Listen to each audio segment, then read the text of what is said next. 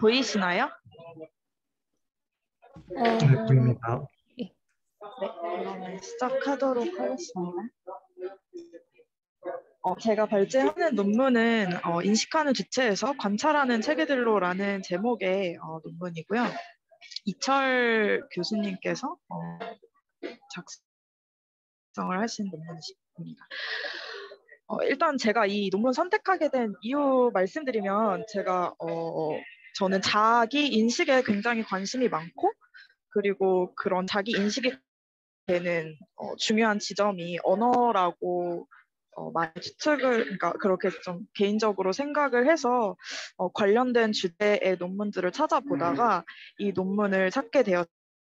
그래서 제목에서 또 보실 수 있듯이 이제 좀 계속 대비되는 그 맥락으로 이 논문을 좀 파악을 하시면 될 것 같아요. 그러니까 인식하는 주체라는 그 주체론, 그러니까 인간이 굉장히 독특하고 뭐 인간이 뭐 어떤 하나의 주체로서 절대적인 존재로 여겨졌던 과거에 비해서 이렇게 이제는 들어야 되는 거 있어. 네? 지금 방이 되는 거 아이가? 그래도 뭐 그냥 내 할 일 하면. 유림이 목소리가 나온 것 같습니다. 지금 통화 불편한 건 아이가? 유림 진짜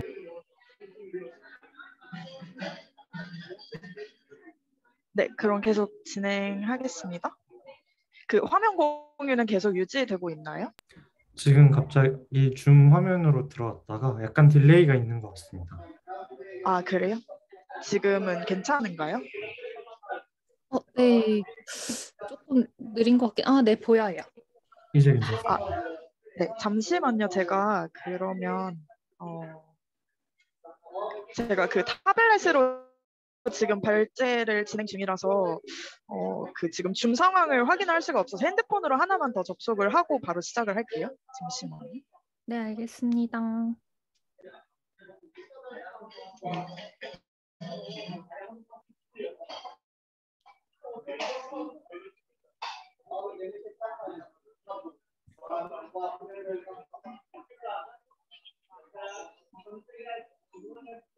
네, 그러면 시작하도록 하겠습니다. 네. 그래서 과거에 그렇게 주체에 대한 절대론적인 관점을 부여했던 거에 좀 반해서 이제는 그런 주체 자체를 어떤 그러니까 주체라는 그 인식의 절대적인 어떤 존재로부터 벗어나서 어떤 그 자체를 다시 한번 관찰하는 관찰자라는 제3의 타자, 제3의 어떤 그 무언가를 부여하는 게 이 논문의 좀 핵심 맥락이라고 보실 수 있는데 지금은 조금 이해하실 수 있는데 그냥 쭉 계속 같이 들으시다 보면 이해가 좀 가실 수도 있고 그냥 제가 여기 발제해서 좀 바라는 거는 저도 읽으면서 많이 말도 헷갈리고 이해도 안 갔는데 그냥 그 담고 있는 아이디어를 제가 전부 다 이해했다고 하기는 좀 쉽지 않지만 그런 아이디어가 굉장히 독특하고 재미가 있어서 그런 아이디어만 좀 느끼시면 좋을 것 같습니다. 네, 그래서 이게 지금 그 논문의 마지막에 나오는 표인데요. 그냥 먼저 비교만 먼저 하면 이렇게 근대 정신과학이랑 로만을 비교를 하고 있어요.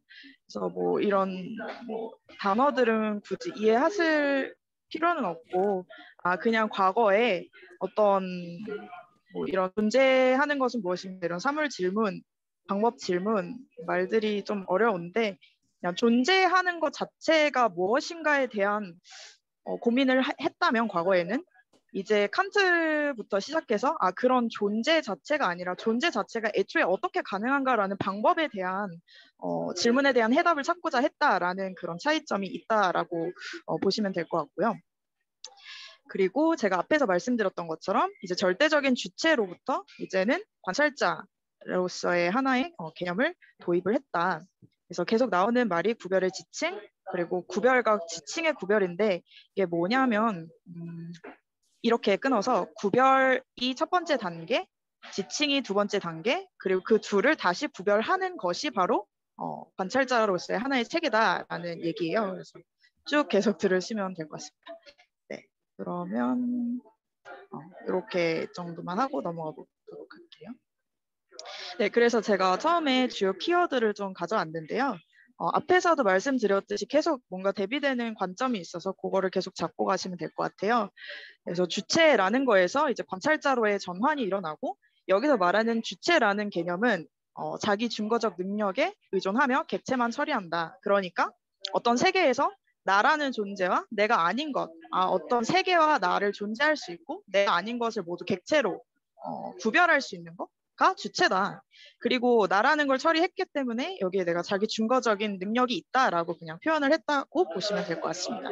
근데 여기서 관찰자로의 전환은 자기 증거와 타자 증거를 구별했고 세계와 환경을 동시에 처리했다라고 하는데 이 초반에 이 주체론에서 조금 문제가 되었던 것이 나와 객체는 구별을 했는데 이 세계 안에서 나의 존재를 좀 파악을 할 수 없다라는 문제점이 있었어요. 그래서 그거를 자기 증거와 타적 증거를 구별했다. 그래서 체계는 나 그리고 환경을 동시에 처리할 수 있다. 이렇게 좀 받아들이시면 될 것 같습니다. 그래서 앞에서 말씀드렸던 것처럼 사물 질문, 사물이 애초에 왜 존재하는가, 왜 존재하는가, 그리고 방법 질문, 그런 존재 자체가 어떻게 존재하는가로의 전환이 있었고, 그리고 다 같은 맥락입니다. 그래서 그런 존재에 대한 관심에서 그게 어떻게 존재하는가까지 인식론까지 들어갔다라고 보시면 되고요. 그리고 혜림님, 네. 저 혹시 준거가 어떤 뜻인지 질문이 들어와서요. 증거가요? 잠시만요. 제가 채팅창을 못 봐가지고. 준거가, 저도 정확히 제가 발제자로서 너무 죄송하지만, 정확히 구글링을 하지 않은 상태로 그냥 받아들였던 거라서, 제가 이해한 바에서 말씀을 드리면, 마치 어떤 지도 같은 데서 이제 구글 지도 보시면 내 위치를 딱 찍잖아요. 그래서 그런 식으로 나라는 거를 구별할 수 있는 거점, 중거점 이렇게 저는 받아들였던 것 같아요. 나를 구별할 수 있는 능력. 그래서 여기서 논문에서 중거라는 표현을 기존의 논문 때문에 좀 이해를 돕기 위해서 썼다고 하는데 이 필자가 논문 쓰신 교수님께서는 자기 지시적 능력이라고 말을 하고 싶어 하셨거든요. 제 글씨가 너무 이상한데 자기 지시적 능력, 그러니까 나를 지시해서 확인할 수 있는 능력, 이렇게 이해를 좀 하시면 될 것 같습니다. 조금 설명되었을까요? 그런 것 같아요. 네. 감사합니다. 제가 발제를 하는 저도 그리고 들으시는 분들께 혼란이 없도록 해야 하는데 계속 좀 양해를 구하겠습니다. 죄송합니다. 그래서 칸트의 인식 과정이라는 것 자체에서 여기서 루만이 이 칸트가 갖고 있는 그런 이론을 다시 재해석했다라는 데서 이 논문에 의의가 있다라고 하는데 자기 증거의 구별 작동 그리고 구별의 지칭 이 말을 비슷한 맥락이구나라고 좀 이해를 하시면 될 것 같고요. 이거를 바탕으로 루만은 구별과 지칭을 구별했구나. 구별이라는 과정과 지칭이라는 과정을 구별했구나라고 요거는 조금 가져가시지 않으셔도 되고 그냥 요것만 좀 가져가시면 될 것 같습니다. 그래서 뒤에 보시면 말을 봐. 그래서 루만의 키워드가 계속 말씀드린 것처럼 구별의 과정, 지칭의 과정 그거 자체를 구별했다는 데 의의가 있고 그리고 아까 했던 존재라는 것이 어떻게 존재하는가 그 방법에 대한 해답으로 루만이 내놓은 게 자기 증거적 체계 이론 그리고 관찰자 이론이었구나라고 이해를 하시면 될 것 같습니다. 그래서 거기서 이제 구별 작동과 관찰 작동이라는 것을 루만은 구별을 했는데요. 뒤에서 계속 설명을 드리도록 하겠습니다. 그래서 앞에서 한 내용을 좀 더 구체적으로 말씀을 드리는 건데 이제 이렇게 좀 구분하시면 될 것 같아요. 근데 인식론에서 이제 이거를 좀 타개하기 위해서 칸트의 인식론 그리고 이거를 좀 더 보완하기 위해서 니클라스 루만이라는 사람이 지금 저희가 보려고 하는 이론을 가지고 왔구나, 이렇게 보시면 될 것 같고요. 그래서 근대 인식론에서는 주체라는 거에 굉장히 절대적인 지위를 부여를 했는데, 주체가 바로 의식 능력을 갖춘 유일한 존재이고 인식론적 고정 지점이다. 그리고 본질적으로 동일함을 모두 갖고 있다. 그러니까 저와 서현님이 전부 다른 존재이지만 하나의 주체로서 뭔가 공통된 것을 모두 공유하고 있다. 이렇게 조금 이해하시면 될 것 같습니다. 그래서 이것은, 이 주체라는 것은 절대적이기 때문에 다른 세계에 의해서 영향을 받지 않기 때문에 어떤 개념의 경험성이 보장되지 않는데, 이게 문제가 되는 지점이 이제 저희는 모두 다른 주체이잖아요. 그래서 모두 다른 경험을 하고 있는데 그거에 대한 설명을 하지 못한다. 이렇게 좀 이해하시면 될 것 같습니다.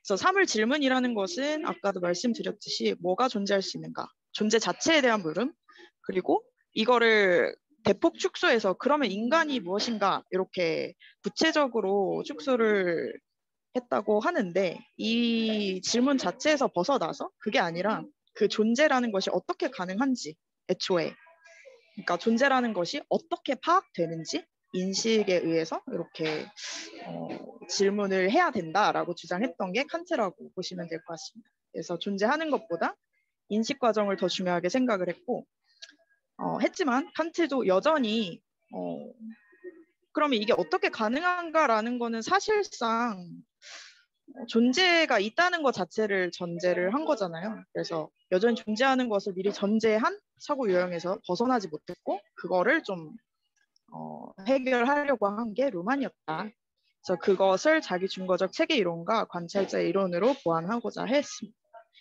그래서 루만은 존재라는 것이 어떻게 생성이 되냐면, 외부와 자신과의 경계를 긋는 순간 이제 하나의 이 표상으로서 파악이 되고, 이 존재한다라는 것은 유기체나 어떤 생물 이렇게 되는 것이 아니라 이런 것들을 토대로 이것들의 경계를 만드는 작동, 그러니까 그 체계 자체이다라고 이야기를 했습니다. 그래서 루만이 한 말을 그대로 따온 것이, 체계라는 것이 작동이랑 같은 말, 뒤에 설명이 나오죠.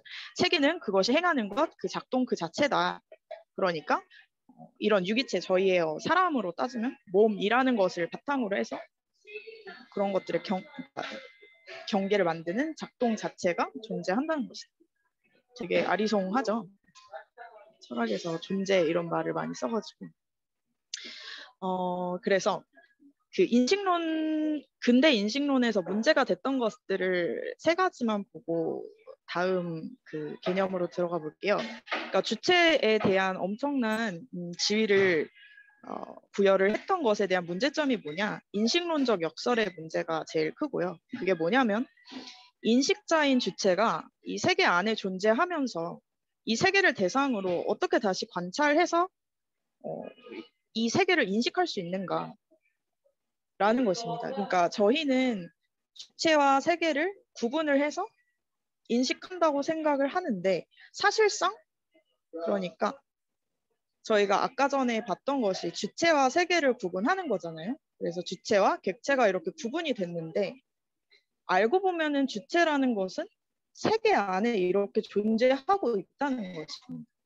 그러니까 이 안에 존재하면서 어떻게 이 바깥에서 이거를 볼 수 있느냐, 이게 바로 인식론적 역설의 문제라고 이해를 하시면 될 것 같고요. 그래서 여기서 의미하는 주체라는 것은 자신과 다른 것의 모든 토대가 되는 것, 객체라는 것은 이미 존재하는 어떤 것에서 만들어지는 것, 그냥 그렇구나, 이 정의 같은 건 그렇구나, 이렇게 받아들이면 될 것 같습니다. 그래서 두 번째 문제점은, 이 주체라는 것은 아까도 말씀드렸듯이 어떤 경험적인 맥락을 갖고 있지 않다라는 것도 하나의 문제점으로 보실 수 있고요.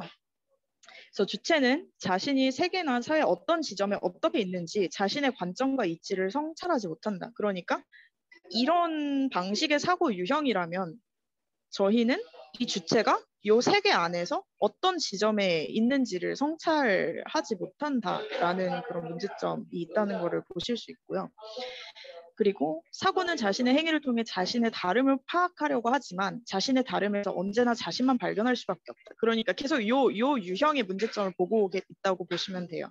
그러니까 자기가 뭔가와 다르다고 파악하고 싶지만 이 사고의, 과거 사고의 문제점은 내 안에서만 파악하려고 하기 때문에 이런 세계와 자신의 다름에 대한 그런 근거를 찾지 못한다라고 이해를 하시면 될 것 같습니다.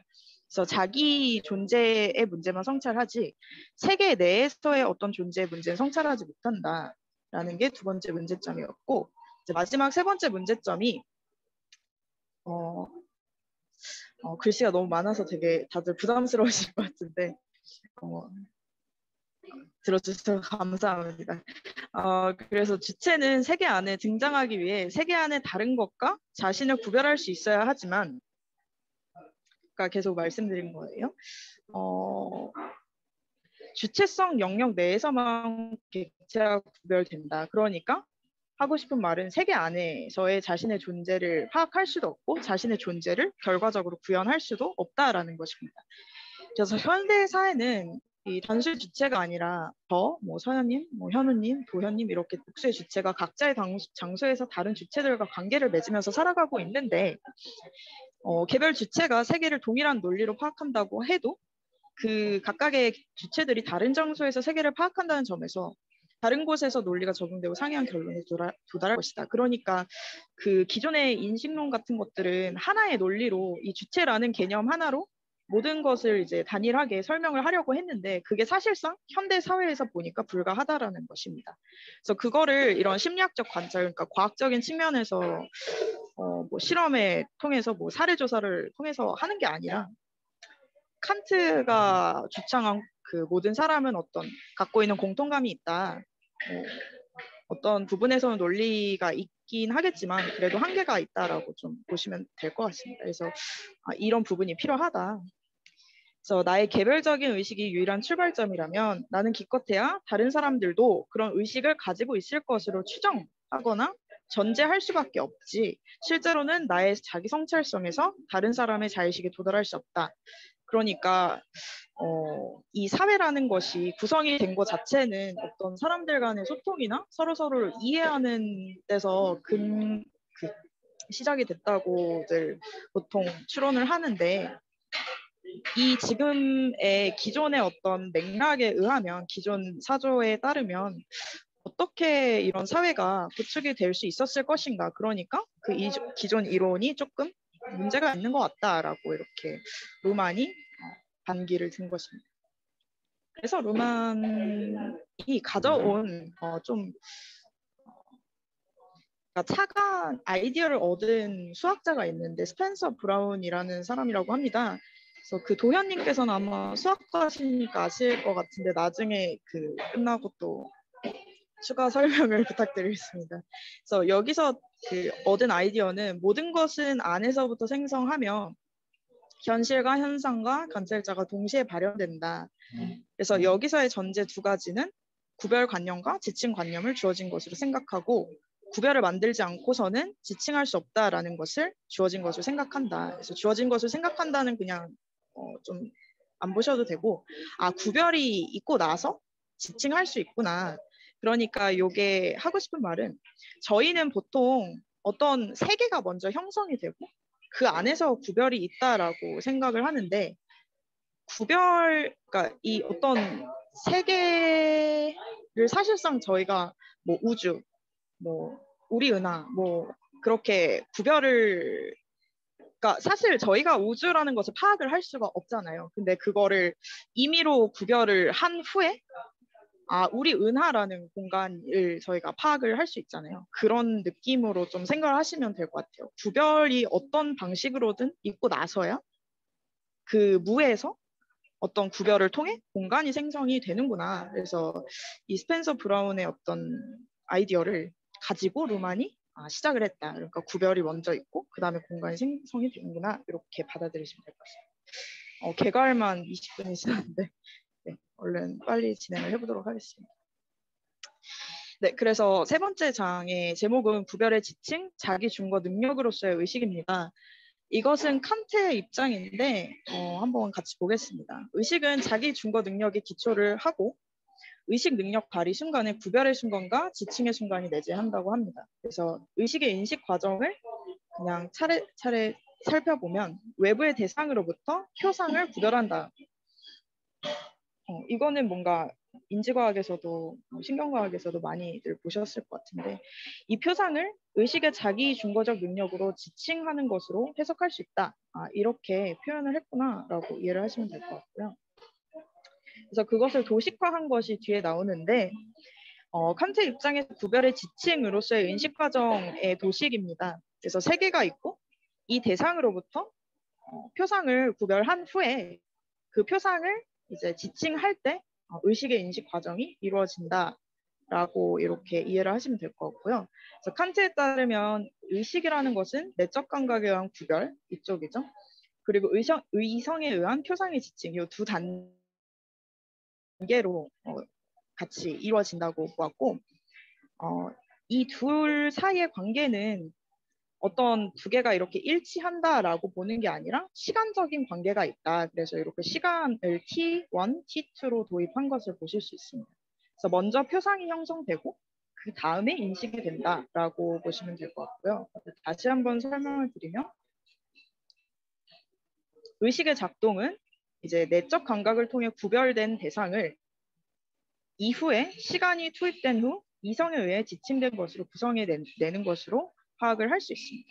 네, 칸트의 이론에서 약간 한계가 있었던 부분이 객체라는 것은 아까도 보셨던 것처럼 주체 의식에 대해서 구별되고 시간 차원에서 지칭되지만, 그러니까 구별이 가능하지만 그 막상 그 주체라는 것은 시간적 공간에 진출하지 못하고 즉 구별이 되지 못한다는 것입니다. 그러니까 자신이 구별하는 객체가 구별될 뿐 그 세계 안에서 다른 것과 구별되고 지칭되지 못한다.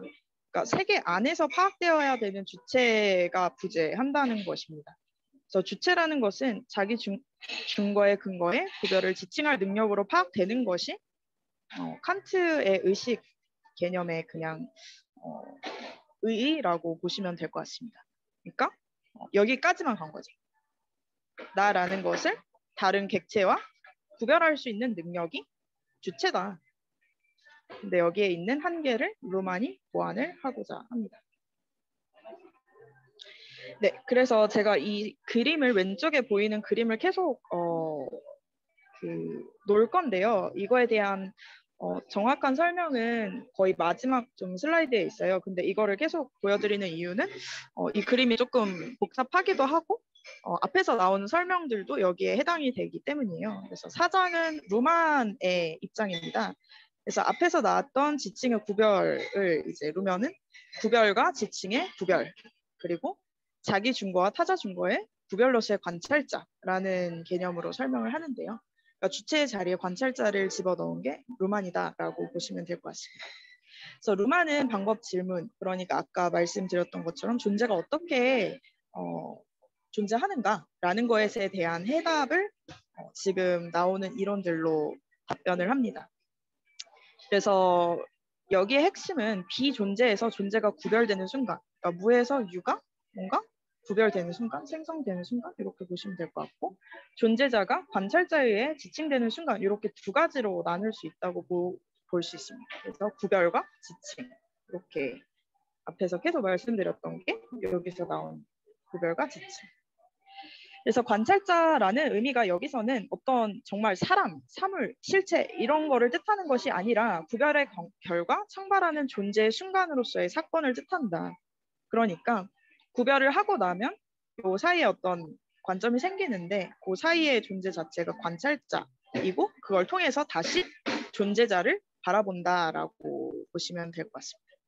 그래서 지금 여기 나오는 시간에 따라서 먼저 간단하게 설명을 드리면 구별이라는 것은 대상과 표상의 양면 구별, 그러니까 그림을 그냥 먼저 볼게요.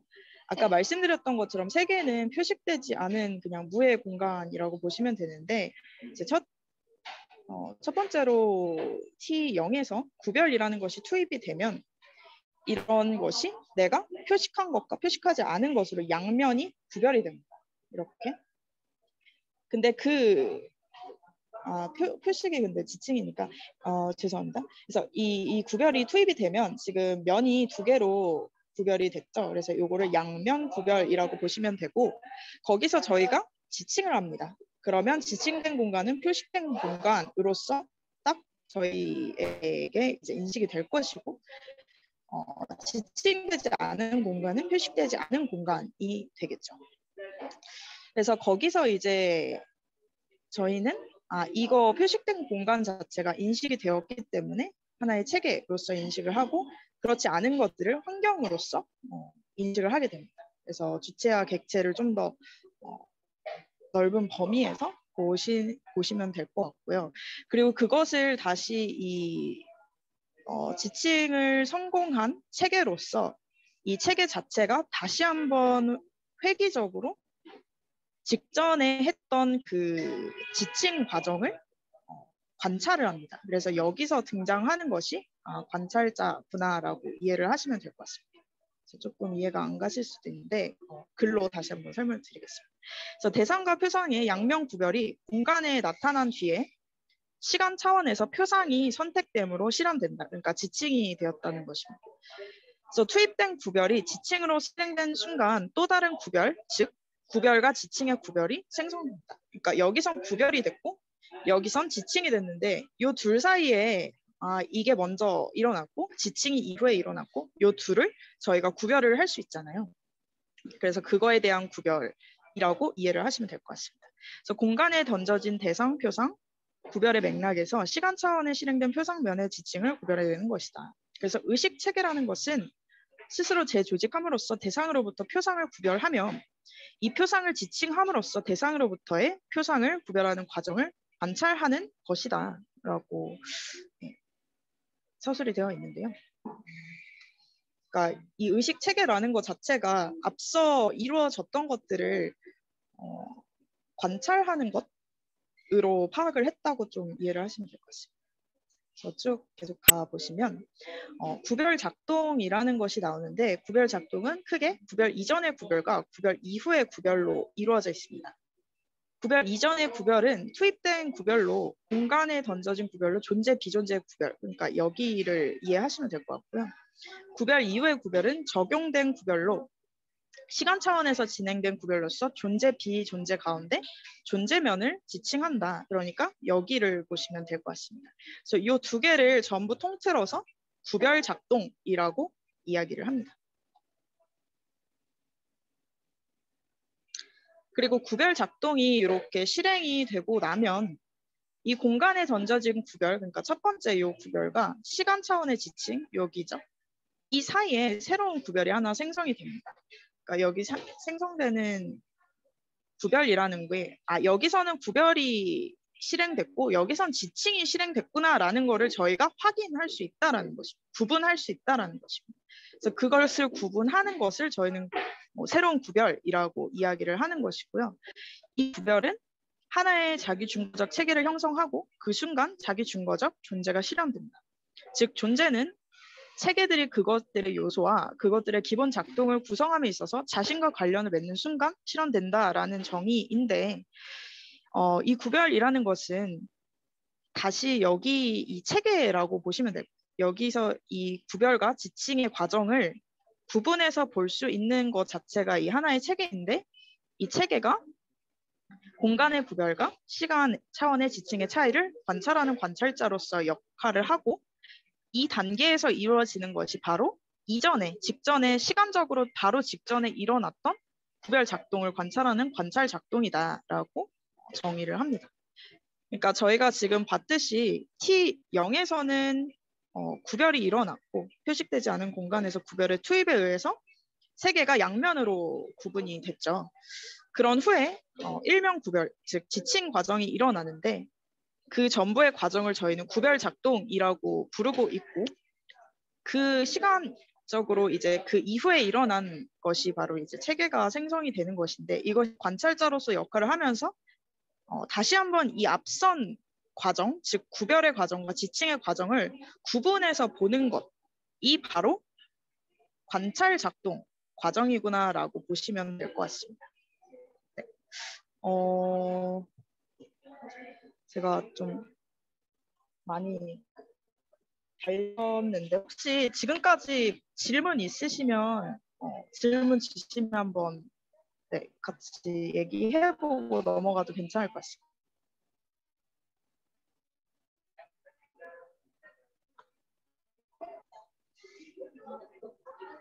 혹시 괜찮을까요?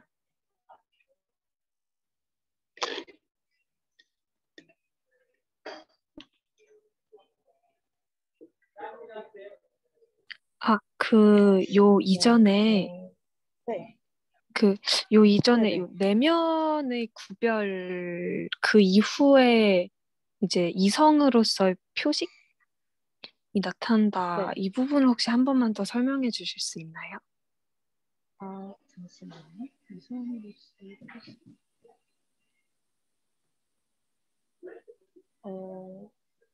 혹시 어디였는지 기억나시나요? 어, 전 슬라이드였나? 저 듣다가 약간 네. 이해가 안 돼가지고 정확히 어느 부분이었는지는 잘 기억이 안 나네요. 한 번만 더 질문해 주실 수 있나요? 네, 이성, 내면의 구별? 네. 그 이후에 이제 그 이식을 통한 표식이 나타난다? 이런 내용이었던 것 같은데요. 네. 그러면 잠시만요. 아마 여기서 조금 이전 잠시만요. 저도 지금 화면이 좀 느린 것 같아가지고. 네네.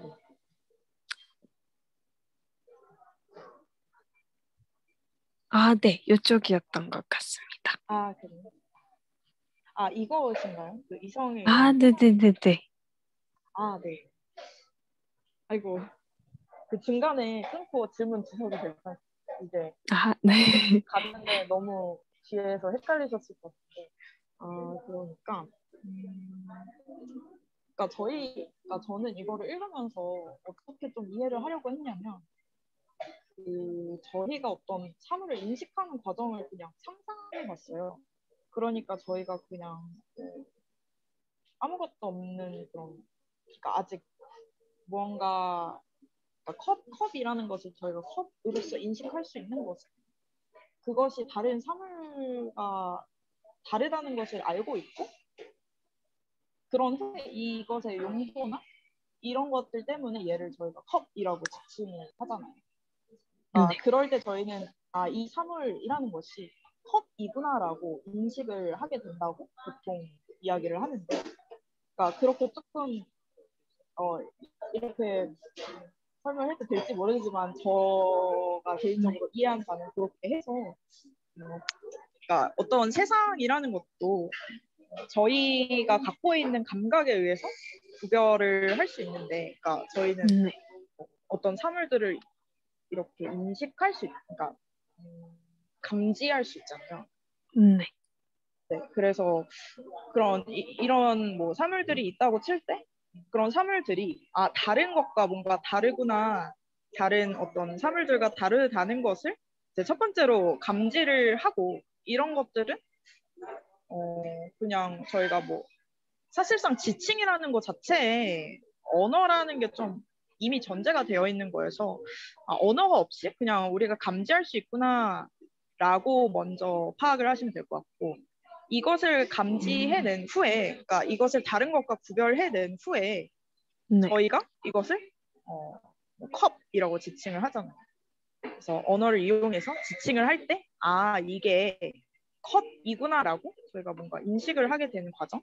그래서 이게 이 한 흐름이 어떻게 보면 예진님도 당연히 이 과정을 알고 있었고, 인식 과정이 보통 이렇게 이루어진다는 것을, 되게 좋은 흐름인데, 뭔가 철학 용어를 막 쓰니까 되게 저도 헷갈리고 예진님도 많이 헷갈리실 것 같아요. 근데 뭔가 이해는 네. 가시죠? 이 네네네. 하나 세트가 칸트가 바라보는 인식 과정이었다라고 이해를 하시면 될 것 같아요. 그리고 여기서는 네. 시간적인 선후 관계가 있다. 그래서 이 표상을 먼저 구별해내고, 그러니까 이런 사물 자체를 구별하고, 그게 1부터 10까지 어떤 게 있다면 거기서 그 1부터 10을 잊으시고 그냥 그냥 랜덤한 세계에서 어떤 사물 하나를 저희가 감지를 했는데 그거를 머릿속에 그냥 언어 없이도 떠오르는 과정이 표상이잖아요. 시각의 아, 머릿속에 떠오르는 거. 사실 생각해보니까 표상이란 단어가 뭘 의미하는지가 좀 헷갈렸던 것 같아요. 이젠 이해가 된 것 같습니다. 네, 감사합니다. 네, 감사합니다. 네, 저도 감사합니다. 질문 주셔가지고 저도 좀 더 대충 설명을 드릴 수 있었던 기회가 된 것 같아요. 그리고 현우님께서 말씀하셨던 게 버텀업, 탑다운 얘기인 것 같다라는 것을 4번 그 설명 드릴 때 말씀해 주신 거죠? 코멘트를 해주신 거죠?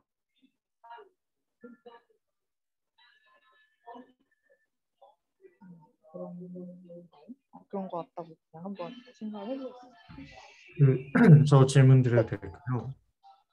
네. 네, 제가 지금 뭐 잘 이해하고 있는지 모르겠긴 한데, 네. 제가 이해하기로는 지금 여기서 지금 비교하고자 하는 게 크게 세 가지인 것 같더라고요. 그래서 네. 제가 이해하는 게 맞는지 한번 비판을 좀 해주시면 좋을 것 같아서. 네네네.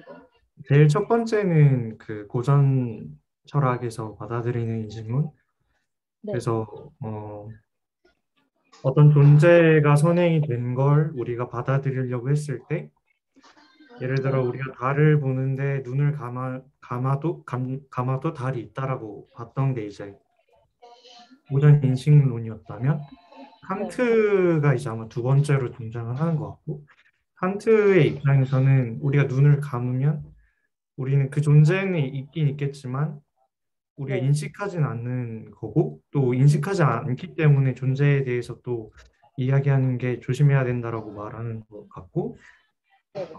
그리고 세 번째로 이제 루마니 지금 이론이 나오는 것 같은데, 이 이론이 칸트보다 더 좋은 이유가 네. 여기서 두 가지 정도가 나오는 것 같은데, 결국에는 사회에 대한 이론을 만들려고 사회 철학을 사회 과학으로 만들려고 하는 과정이랑, 이 과정에서 창발 현상 같은, 그리고 주체에서 시작하는 개념인 의식 같은 것 때문에 하는 것이죠. 그러니까 의식이랑 사회에 대한 철학을 과학으로 만들려고 칸트보다 이론을 업그레이드 하려고 하는 것이죠. 네네. 그 루만 학자의 목적이 제가 이 논문에서 읽은 거에 따르면 사회 이론을 좀 보완하고자 했다라고 네, 하는 거 맞아요. 네, 감사합니다. 칸트의 입장에서 그러면 사회 이론이 이루어지지 않는 이유를 제가 이해하기로는 그렇게 이해했거든요. 예를 들어 논리학에서 자기연급의 역설이라고 하는데, 여기서 유명한 인식론적 역설도 사실 논리적으로는 자기연급 셀프 레퍼런스라는 패러독스 같거든요. 그래서 제가 이해하는 게 맞는지는 모르겠는데, 결국에 뭔가 우리가 사회를 바라볼 때 사회가 어떤 사람들이랑 사람들 사이에 그런 단순히 네트워크, 그리고 그 관계 그 자체로만 바라보려고 했는데, 그렇게 되면 사실 사회라는 게 존재론적으로 존재하는 게 아니라 우리가 단순히 이름을 붙인 거에 불과하잖아요.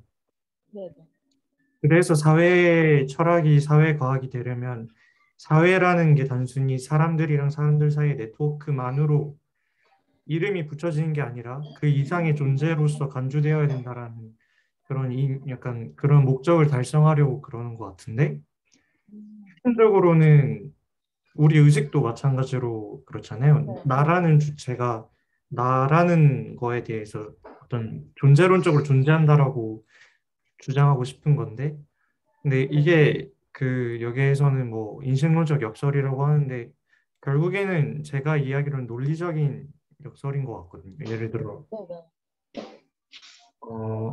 어떤 이발사의 역설이라는 게 있어요. 에피메니데스의 역설이라는 게 있는데, 어떤 에피메니데스라는 사람이 크레타 섬에 사는 사람이에요. 근데 그 사람이 모든 크레타 사람들은 거짓말쟁이다라고 주장을 했대요.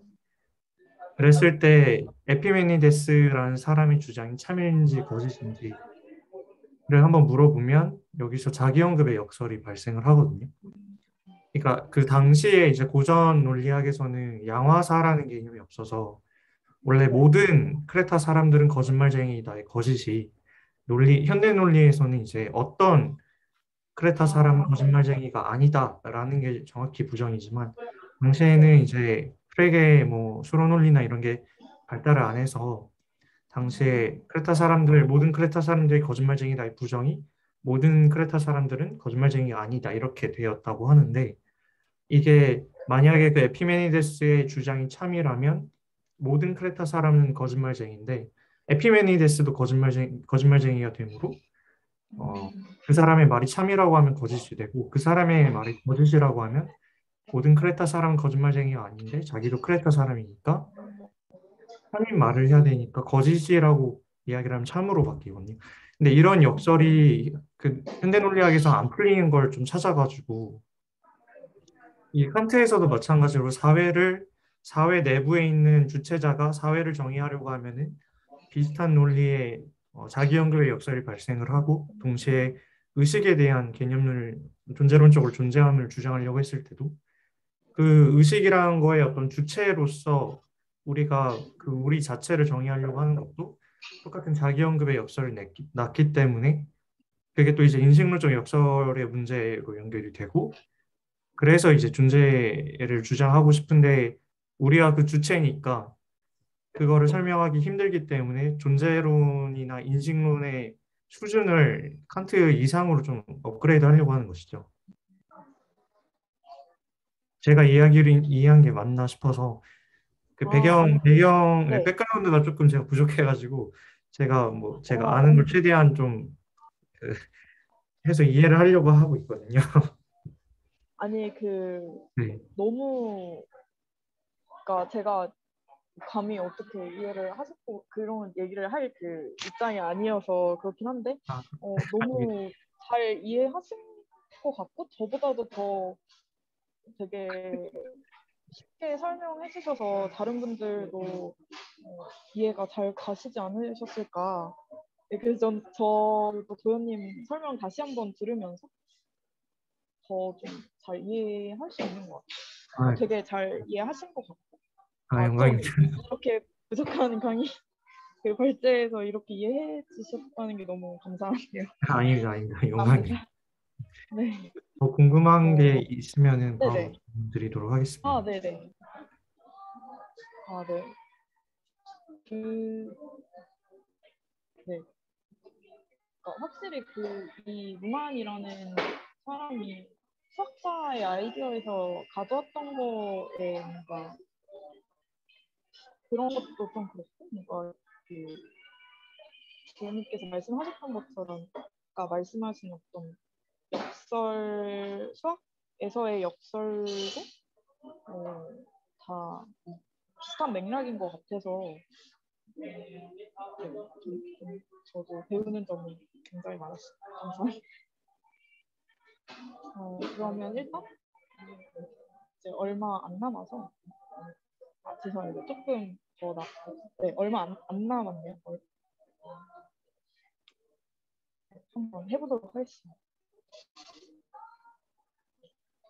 그래서 지금까지 보신 거는 지금 다시 한번 리뷰를 하면 이제 루만에 따르면 이제 표시되지 않은 공간에서 구별이라는 것이 투입이 되고 이게 첫 번째 과정으로 구별의 과정 그리고 이 구별된 양면에서 저희가 지칭을 하나 하는데 그게 이제 지칭을 함으로써 표식된 공간과 표식되지 않은 공간으로 구별이 되는데 그게 이제 지칭의 과정 이 두 과정을 통틀어서 저희는 구별 작동이라고 부르고 여기서 이제 그러니까 여기서 창발이라는 말을 써요. 이렇게 할 때 창발하는 어떤 체계가 이제 관찰자의 역할을 하는데 이 관찰자가 방금 전에 일어난 이 구별 작동 그러니까 세계를 구별하고 지칭하는 과정을 다시 한번 이게 서로 다른 시간 순서로 일어나는구나 서로 다른 과정이구나라는 것을 구분하는 것 다시 한번 구별하는 것이 바로 구별 작동을 관찰하는 것 그러니까 관찰 작동이라고 이렇게 구분을 한다 까지 이해를 일단 하시면 될 것 같고요. 자, 뒤로 넘어가면 이것을 그래서 저희는 보시면 시간 진행에 따라 형성된 체계가 직전의 구별 작동을 돌이켜서 관찰하는 것은 이중차별적 구별에 의해서 가능하다. 그러니까 저가 지금 이렇게 표현한 이 두 개가 이중차별적 구별이라고 보시면 될 것 같고요. 이 관찰 작동이라는 것이 그냥 체계라고 앞에서도 말씀드렸듯이 작동이 그냥 체계랑 좀 비슷한 동의어로서 이해를 하시면 될 것 같고요. 그 체계 자체는 어떤 역할을 하냐면 자기 자신을 직전에 발생한 자신의 관찰 대상으로서 으로부터 구별한다. 그러니까 이게 바로 관찰 대상이죠. 이거로부터 구별을 한다. 그래서 저는 여기서 어떻게 좀 상상하면서 이해를 하려고 했냐면 이게 저희가 그냥 이제 이제 세상을 좀 인지하는 단계라고 하면은 뭔가 그것을 다시 개념화해서 인식하는 관찰자? 그러니까 뭐 더 메타적인 부분? 뭔가 자기 인식의 과정이 이루어지는 부분이 될 수 있는 가능성? 이렇게 저는 이해를 하려고 했던 것 같습니다. 그래서 그 토대에 의해서 생성된 차이, 공간의 구별과 시간 차원의 지층의 차이를 구별하려고 한다. 그러니까 이게 다시 뭐냐면 여기 아까 1번 구별하는 이 공간을 구별한 과정과 시간 차원이라는 게 시간의 구분이 있다는 소리예요. 그래서 그 지층의 차이, 얘랑 얘를 구별하는 것이다 라고 이해를 하시면 될 것 같습니다. 그래서 이것은 생성된 책에 대해서 재투입된 책의 환경 차이가 구별 작동의 관찰 도시로 사용할 때 가능하다고 하는데 이 관찰 작동인 체계는 이러한 이중차별적 구별을 실행할 수 있을 때 구별이 던져진 공간, 여기죠? 구별이 던져진 공간, 투입된 구별에서 시간 차원에 실행된 지층을 여기죠? 자신의 관찰 대상으로 이끌어낼 수 있다. 그러니까 이 계속 말씀드리는 게 이 관찰 체계 자체가 이것들을 구별해서 자신의 관찰 대상으로 삼을 수 있다라는 것이 왜 의미가 있냐 하면 이전까지는 자기 자신 안에서 어떤 닫힌 세계 안에서의 자신만을 파악하려고 했다면 어떤 제3자, 즉 관찰자로서 자기가 인식해왔던 그 세상을 보는 나를 다시 한번 관찰할 수 있다라는 제3의 관찰자를 집어넣을 수 있는 이론이라는 점에서 좀 의미가 있다고 보시면 될 것 같습니다. 그래서 시간의 진행에 따른 구성 요소의 자기 증거로서의 존재론, 회고적으로 실행되는 자기 작동의 관찰로서의 인식론, 그러니까 이 두 가지가 동시에 발생하고 있고요. 구별 작동과 관찰 작동은 이제 그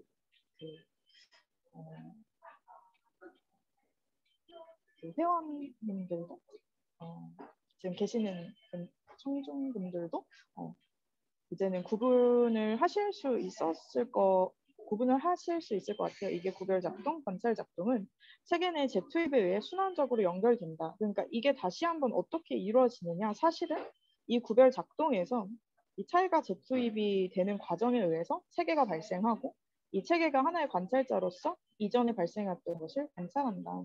그래서 자기 증거의 체계뿐만 아니라 타자 증거로서의 환경이 구별의 근거가 된다라고 보시면 될 것 같습니다.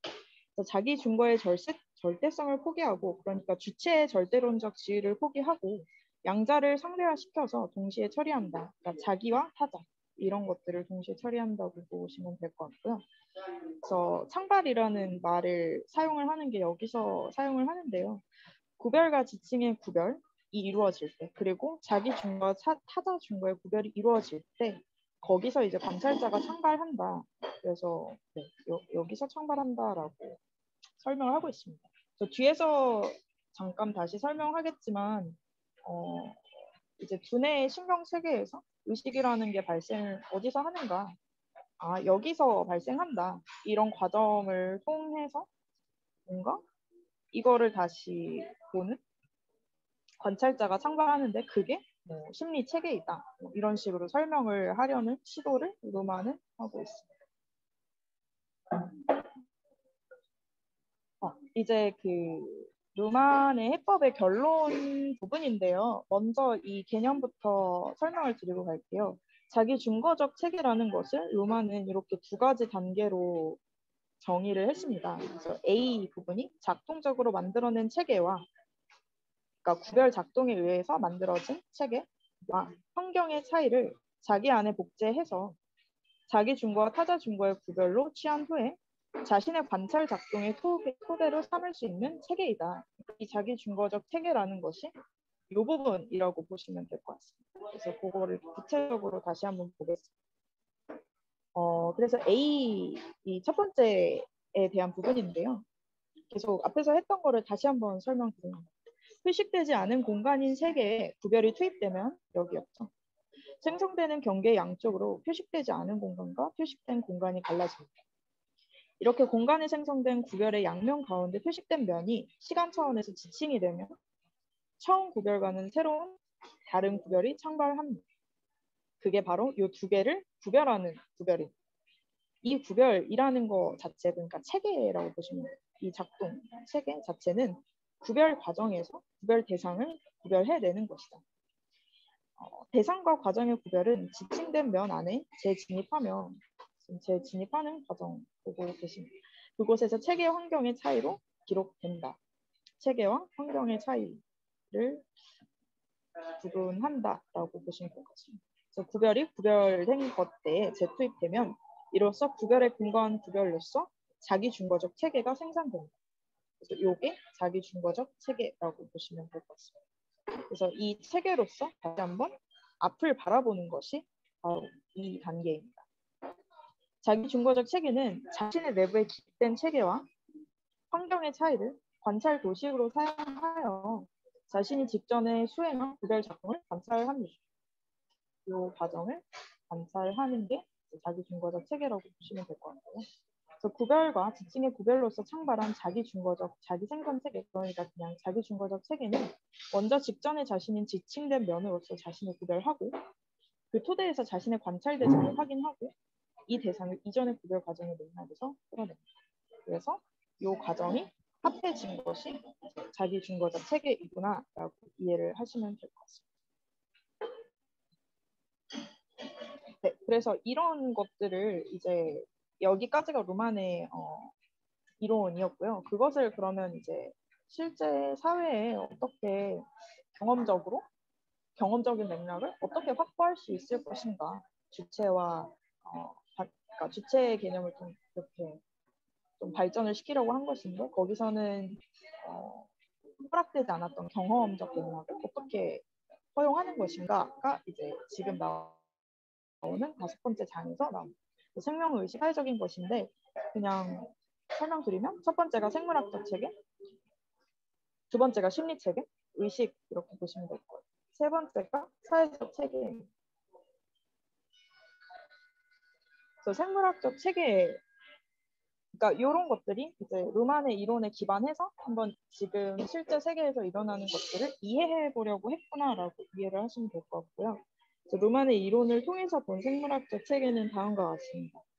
두뇌 체계는 외부로부터 닫힌 체계로서 고유한 작동으로 존재를 유지하면서 인식을 실행하는 체계입니다. 신경세포는 현상의 물리적 특성을 양으로 보완해서 두뇌에 넘겨주기만 하고 두뇌가 이것을 경험의 성질로 계산합니다. 그래서 예시는 다음과 같습니다. 고통이나 어떤 신맛을 느끼거나 쓴맛을 느끼거나 이런 것들은 이제 저희가 갖고 있는 신경체계의 그러한 성질 자체로 침투하는 것이 아니라 두뇌가 고유한 작동을 통해서 그렇게 감각될 수 있는 성질로 계산하는 결과이다. 이렇게 설명을 하고 있고요. 환경 사건, 그러니까 저희 외부의 사건들이 체계 내 사건으로 변환된 후, 그러니까 두뇌겠죠. 체계 작동, 신경세포들의 작동을 통해서 체계 내적으로 구성되고 인지된다는 뜻이다. 그래서 신경체계는 고유한 자기 지시적 작동의 관계망을 재조직하고 그를 통해 새로운 상태를 만든 후에 그 상태에 재투입시키는데 다시 말하면 그것에 속하지 않는 것, 그러니까 저희가 받아들이는 것, 감각으로서 받아들이는 이제 저희 자신이 아닌, 두뇌의 자신이 아닌 여러 환경으로부터 그것에 속하는 것, 그러니까 저희가 인식하는 거, 그러니까 그런 체계를 감지하는 것 자체가 신경 체계죠. 그러니까 그 신경 체계를 구별하여 지칭하고 앞에 것을 체계로, 뒤에 것을 환경으로 인지합니다. 그래서 여기서 한 단계 더 발전된 것이 심리 체계인데 이제 루만에 의하면 두 체계에 의해서 창발되는 형상이 정신 또는 의식 이 두 개를 그냥 혹은 의식이라고 해서 혼용해서 쓰도록 하겠습니다. 의식은 두뇌 체계에서 창발하지만 두뇌 세계로 귀속될 수 없는 어떤 작동 그 자체입니다. 그래서 의식은 재기적으로 작동을 실행하며 재기적인 작동은 후속 작동의 근거가 되는 부호와 기준을 형성합니다. 그래서 심리 체계는 이런 조건에서 생각을 생산하는 작동의 결과로서 순간순간 이제 자기 스스로의 것들을 갱신하는 동시에 이제 자기의 고유한 환경을 구성한다고 합니다. 그래서 여기서 한 단계 더 발전한 것이 사회적 체계인데 이것은 제가 생략하도록 하겠습니다. 그래서 이제 마지막으로 가고 있는데요. 그래서 지금까지 이야기한 것에 따르면 주체라는 개념에서 저희는 관찰자를 도입했고 이 관찰자는 다시 인지 관찰자와 소통 관찰자로 세분화됩니다. 그래서 인지 관찰자란 자신의 폐쇄적 작동의 범위 내에서 세계를 관찰하기 때문에 자신의 인지에 대한 확신을 갖고 있는 관찰자입니다. 그러니까 감각을 통해서 감지를 했으니까 어떤 사물이 거기 있다라는 것을 그냥 당연히 알고 있고 의심을 할 여지가 없겠죠. 근데 소통 관찰자는 어떤 사회에 대해서 심리 체계가 고립된 과정에서, 그러니까 심리 체계가 고립 상태에서 벗어나려는 과정. 그러니까 기존의 것들은 이 심리 체계가 닫혀 있기 때문에 서로 간의 어떤 그 소통을 할 수 없다라고 봤는데 그런 고립 상태에서 벗어나려는 과정에서 만들어지면 타자의 통보 행동에 대한 자신의 인지를 의심합니다. 그러니까 어떤 것에 대한 지칭 같은 것들을 하게 되면은 어떤 사물이 있다는 것은 알지만 그게 뭐 컵인지 수박인지 뭐 확신을 할 수가 없잖아요. 그 지칭 과정에서는. 그러니까 구별 과정이라고 보시면 될 것 같고요. 구별 과정에서는 문제 없이 확신을 할 수 있지만 소통, 이제 사람과 사람이 만나 어떤 주체와 다른 주체가 만날 때는 의심을 할 수밖에 없게 된다. 그래서 이 사회라는 것은 언어의 사용으로 정보 그 자체, 이 사물이 존재하는 그 자체야 그것을 지칭해서 다른 사람에게 이야기하는 것의 차이를 이제 사람들이 관찰하게 되고 그렇게 할 수 있게 된 구술 사회의 시작 지점으로 소급할 수 있다라고 보시면 될 것 같고요. 그래서 네, 감사합니다. 모든 사건이 단순히 발생하기만 하는 그리고 긍정적으로 관찰되기만 하는 자연 상태에서 이렇게 긍정적으로 그냥 관찰되는 것 외에도 이제 부정어법의 현실이 분화되어 발생한다. 그러니까 실제적인 현실로부터 저희가 언어를 사용하기 때문에 언어적으로 구성된 형실이 창출이 되고 이 언어적 형실은 다시 그냥 말을 통한 구화적 현실과 이제 문자를 사용하는 현실로 분화되는데 이러한 문자적인 현실 같은 것은 뭐 공상소설에서 볼 수 있는 것 같은 가상 공간 같은 현실도 저희 인식에 창출하게 된다라고 좀 이런 식으로 사회의 흐름을 파악했구나라고 이해를 하시면 될 것 같습니다. 그래서 루만에 따르면 주체라는 것을 이제 불변하며 절대적인 것의 지위에서 끌어내려서 관찰의 결과물로서 상대적이고 경험적인 어떤 것으로 이론을 시켰고요. 그래서 여기서 가장 중요했던 게 루만의 자기 중거적 체계였는데 이제 작동적으로 만들어낸 체계와 환경의 차이를 자기 안에 복제해서 자기 중거와 타자 중거의 차이를 취한 후에 자신의 관찰 작동의 토대로 삼을 수 있다. 그것이 바로 자기 중거적 체계다라고 결론을 내리고 있습니다. 그래서 제가 준비한 발제는 여기까지고요. 또 이해 안 되시는 점이나 궁금하신 점 질문해 주시면은 답변 드리도록 하겠습니다. 너무 긴고 어려운 내용인데 너무 잘 들어주셔서 감사합니다.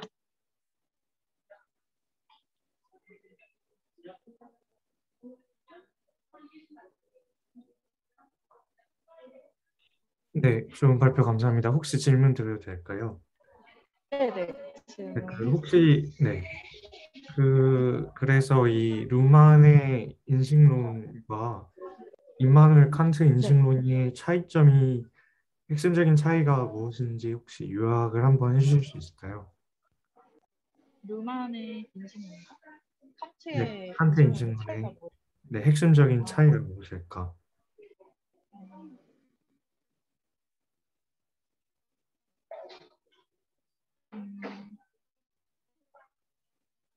그러니까 제가 이해한 바로는 칸트 인식론에서는 그 인식론적 역설을 설명을 하지 못합니다. 근데 그 이유가 이제 주체를 객체랑 구별만 하고 그 주체 자체를 이제 다시 한번 세계 안에 존재를 시켜야 되는데 그 과정을 할 수 있는 그런 이론이 아닌 것 같아요. 그 도식에 따르면.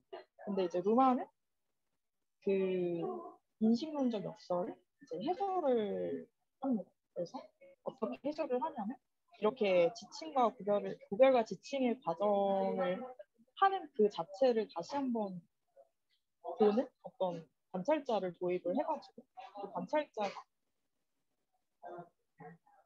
그 이 세상을 구별하고 지칭하는 그 주체 자체를 세계 속에서 확인할 수 있다. 그러니까 그때 이제 인식론적 역설이 해소가 된다라고 보시면 될 것 같습니다.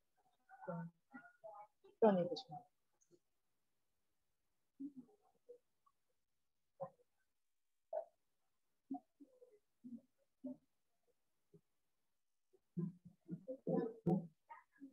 네, 그러면 칸트의 인식론에서는 네. 우리의 의식을 논할 수 없는 이유가 뭐 인식론적 역설이나 다른 뭐 여러 가지가 있겠지만 그럼 루만의 입장에서는 혹시 아까 그 네. 뒷부분에 예시 한번 생물학적 체계랑 한번 네. 다시 보여주실 수 있나요? 네. 근데 그 칸트에서 의식을 논하기 어렵다고는 하긴 어려울 것 같고요. 그냥 좀 이 루만의 입장에서 한계가 있어 보였다 이렇게 이해를 할 수 있어요. 저도 그 칸트를 한계가 통해서 네. 그 한계가 그 아까 인식론적 역설이었던 것이죠. 네네.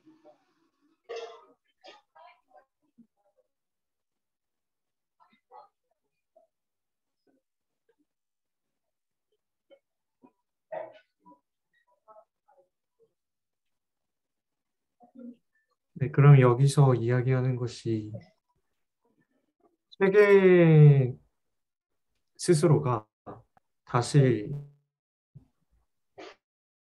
사를 하는 것이기 때문에 우리가 다룰 수 있는 대상, 뭐 존재한다라고 주장할 수 있는 대상이라고 간주하는 것이죠.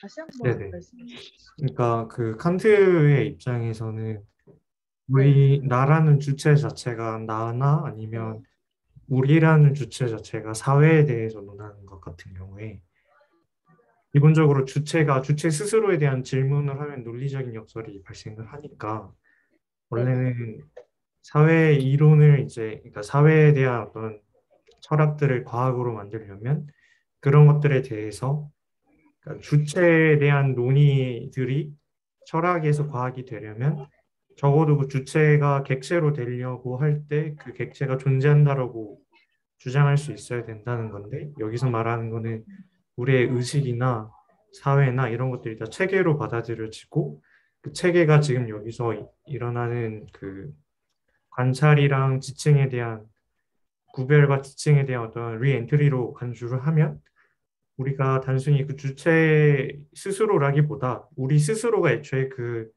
환경으로서 우리 스스로를 계속 관찰하는 것이기 때문에 우리가 관찰하는 객체로서 의식과 사회를 다룰 수 있게 된다는 것이죠. 네네. 되게 설명 잘 해주신 것 같아요. 아니, 제가 이해가 안 돼가지고. 왜냐면 제가 옛날에 공부했던 현대 네. 인식론의 칸트의 인식론 같은 경우에는 굉장히 네네. 언어가 굉장히 복잡하더라고요. 사실 그래서 여기에서 아까 예진님이 셨는지 기억은 안 나는데 그래서 여기서 계속 나오는 단어들이 뭐 감각, 현상, 네, 그렇죠. 분석, 표상, 뭐, 뭐 구상력, 뭐 범주, 뭐 이런 것들이 있는데 이런 것들이 사실 네. 칸트의 인식론에서 나오는 그 언어들이다, 그 개념들이다 보니까 네. 그래서 이게 네, 그 배경을 확실하게 만약에 모르면 정말 좀 어려웠던 것 같아요. 이거를 알아도 어려운 것 같은데 그 표현이 네. 의미하는 게 무엇인지 일단 네. 그런 부분을 제가 좀 신경 써서 좀 먼저 아, 네. 정의부터 하고 그렇게 해주시면 네, 훨씬 네, 네, 네, 훨씬 감사합니다. 네. 그리고 그 기본적으로 이 루만의 이론이나 칸트의 이론들은 결국에 튜링 테스트랑 관련이 깊은 것 같더라고요. 그 네, 중국어방 논증을 제가 지난 시간에 이제 계산주의 마음이론 때 발표하면서 말씀을 드렸는데 어떻게 생각하시나요? 그 결국에 존설의 중국어방 논증이 비판을 하는 것이 계산주의 마음이론에서 이제 어떻게 우리가 의미를 파악할 수 있느냐라는 부분에 대해서 이제 지적을 하는 거잖아요. 네, 근데 그와 동시에 한 가지 더 저는 비판한다고 생각하는 것이 이제 튜링 테스트인데 튜링 네, 테스트를 제가 지난 시간에 조금 설명을 드리긴 했는데 그 네, 밤을 이렇게 나눠가지고 컴퓨터랑 사람 이렇게 한 거잖아요. 근데 결국에 네, 여기서 그러면 여기서 뭔가 그러니까 제가 이해하기로는 그 창발 현상에 대한 이론을 조금 설명하고자 이렇게 막 하는 것 같은데 네, 네, 그 거기서 이제 존재론적 행동주의라고 부르는 게 예를 들어 제가 여기 뭐 혜리님 발표해 주셨고 뭐 현우님 계시고 하지만 결국에 우리가 타인도 의식을 갖는지는 결코 알 수가 없잖아요. 네, 그런 것들에 대한 한계를 다 인정하고 시작하는 것 같아서 아까도 음, 네, 그런 이야기가 잠깐 나왔던 것 같아서 네, 관련성이 있는 것 같다. 그냥 그거 한번 말씀드리고 싶어가지고 그래서 존재론적 행동주의를 그러니까 비판하고 인식론적 행동주의를 취하고 있다. 그러니까 우리가 겉모습만으로 뭔가를 판별할 수 있다. 그러니까 결국에 그러니까 인식론을 확장할 때 인식론적 행동주의 입장을 취하는 걸 보니까 그 존설의 중국어 논쟁이 계속 떠올라가지고 네, 네, 이게 지금 계산주의 마음이론 이게 제가 그러니까 이 이론 자체 되게 최신 이론이더라고요. 그러니까 최신까지는 아닌데 조금 이 네, 철학 이론치고는 굉장히 젊은 아, 이론이어가지고 네, 네, 그래서 이론이 이제 계속 관심을 갖고 있는 분야가 이제 제가 파악하기로는 계산주의 마음이론의 고전적 계산주의 클래시컬 컴퓨테이셔널리즘이랑 그리고 연결주의인 커넥셔니즘 이 두 개가 있는데 이 두 개 네, 각각이 인간의 마음에 대한 이론을 제안을 할 때 인간의 모든 능력을 설명하는 게 아닌데 부분적으로만 설명을 해서 같이 쓰고 있는 상황이잖아요. 네, 근데 그것들이 어떻게 연결이 될 거냐, 더 나아가서 인공지능 같은 게 뭐 의식을 가지려면 어떻게 해야 되느냐 이런 거에 대한 방법론으로서 되게 구체적인 인식론을 제안을 해주는 것 같아서 듣는 입장으로서는 되게 약간 딱 들을 타이밍이었던 것 같아요. 저는 개인적으로. 그래요? 왜냐면은 감사합니다. 네, 왜냐면은 이게 계산주의 커넥셔니즘에서는 진짜 네, 네, 인간의 인공신경망이나 기본적으로 계산주의 마음이론이 인간의 마음이 계산하는 컴퓨터 그 자체이고 인간의 두뇌가 부분 튜링 머신이고 인간의 어떤 하나하나의 인식론적 기능들이 어떤 튜링 머신으로 이제 받아들여지는 소프트웨어이다라고 받아들이고 있는데 거기서 지금 두 가지가 계속 이제 합쳐지지가 않고 있는 게 이제 연결주의가 커넥셔니즘에서는 인간의 인공신경망을 따라하면 잘할 거다. 근데 그거를 실제로 지금 실무에서 쓰고 있는 딥러닝 알고리즘들이 다 연결주의 기반의 알고리즘이지만 실제로 그런 인공지능 알고리즘이 굉장히 덜하다 그러거든요. 되게 데이터를 많이 줘야 되고 자기 스스로 지식을 못 만들어요. 그래서 네, 사실은 네. 근데 이제 고전적 계산주의 같은 경우는 인간이 스스로 어떤 논리를 넣고 하드 코딩을 해주면 문제를 잘 푸는데 일반적인 인간과 다르게 사실은 뭐 유연성이 떨어지죠. 문제 하나하나에 따라서 최적화된 알고리즘을 만드는.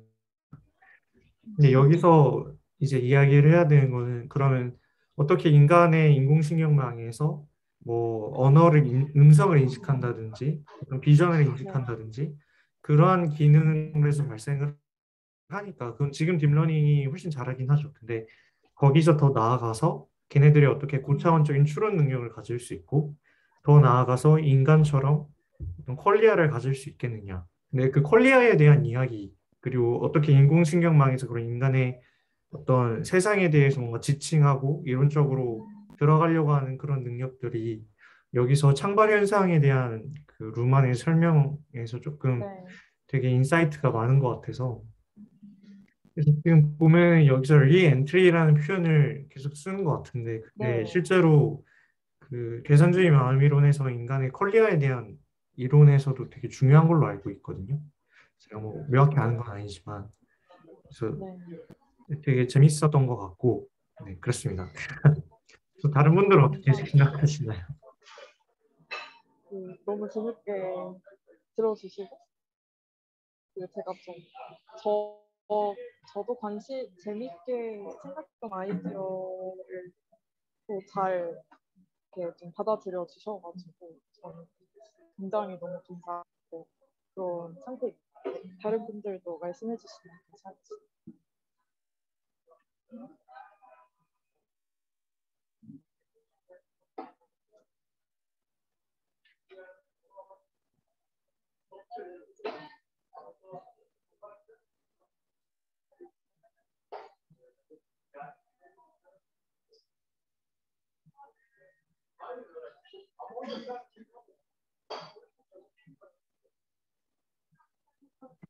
그 혹시 그러면 다른 분들은 그 어, 자기작동의 관찰 과정 혹시 그 이 루만 이론에서 방법 질문에 대한 해법 기본 구도 그걸 보여주실 수 있나요?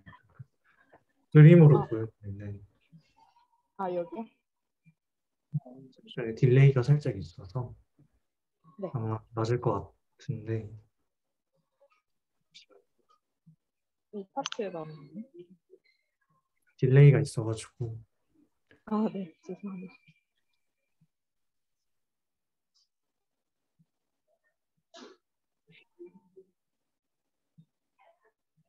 혹시 지금은 보이시죠? 지금 네 이제 보입니다. 네. 네. 그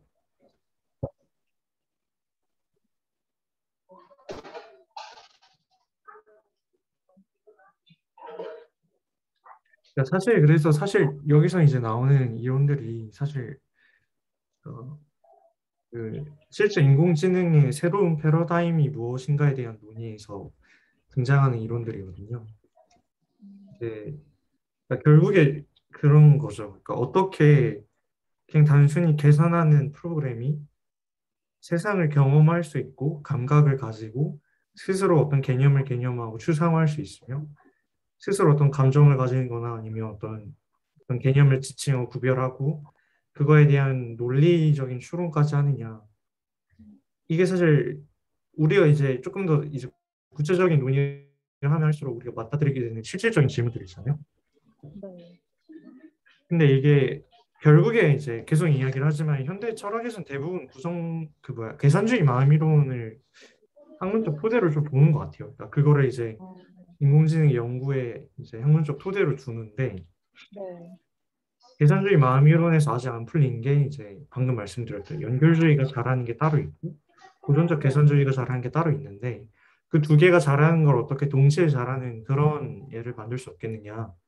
근데 그게 이제 커그니티비스트 AI라 그래서 사실 그거 그 인지주의 AI라고 불러요. 그걸.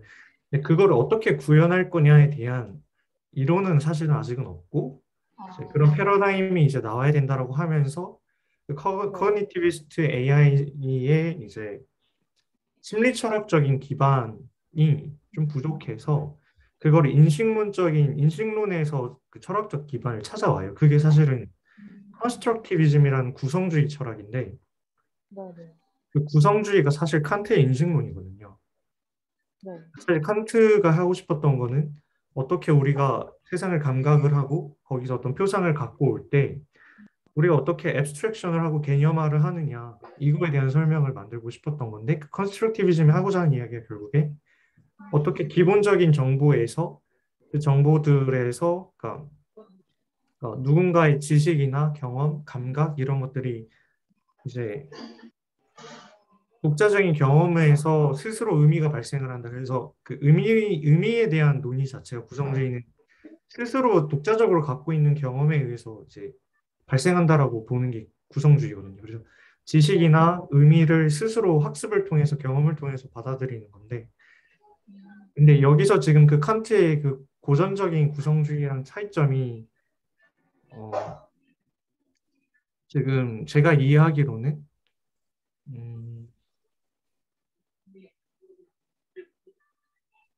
외부 실제에 접근하지 않아도 그러니까 네. 원래 외부 실제에 접근하지 않아도 우리가 인식할 수 있다. 이게 이제 칸트에서 하고자 하는 이야기 같은데 더 나아가서 지금 루만의 인식론 같은 경우는 외부 세계에 있는 어떤 대상이랑 상호작용하지 않더라도 우리가 인식할 수 있는 그 존재를 파악할 수 있는 게 아니라 더 나아가서 조금 더 강하게 가는 것 같더라고요. 그러니까 단절되어 있기 때문에 가능한 거라고. 근데 지금 제가 여기서 이야기해보고 싶었던 거는 네네. 여기서는 근데 그 단절이 사실은 굉장히 어려운 문제잖아요. 그러니까 우리가 인식하는 시스템이 있는데 그러니까 우리가 완전히 세상이랑 단절돼 있으면 우리가 뭐 보지도 못하고 듣지도 못하고 인식 자체가 불가능할 거 아니에요.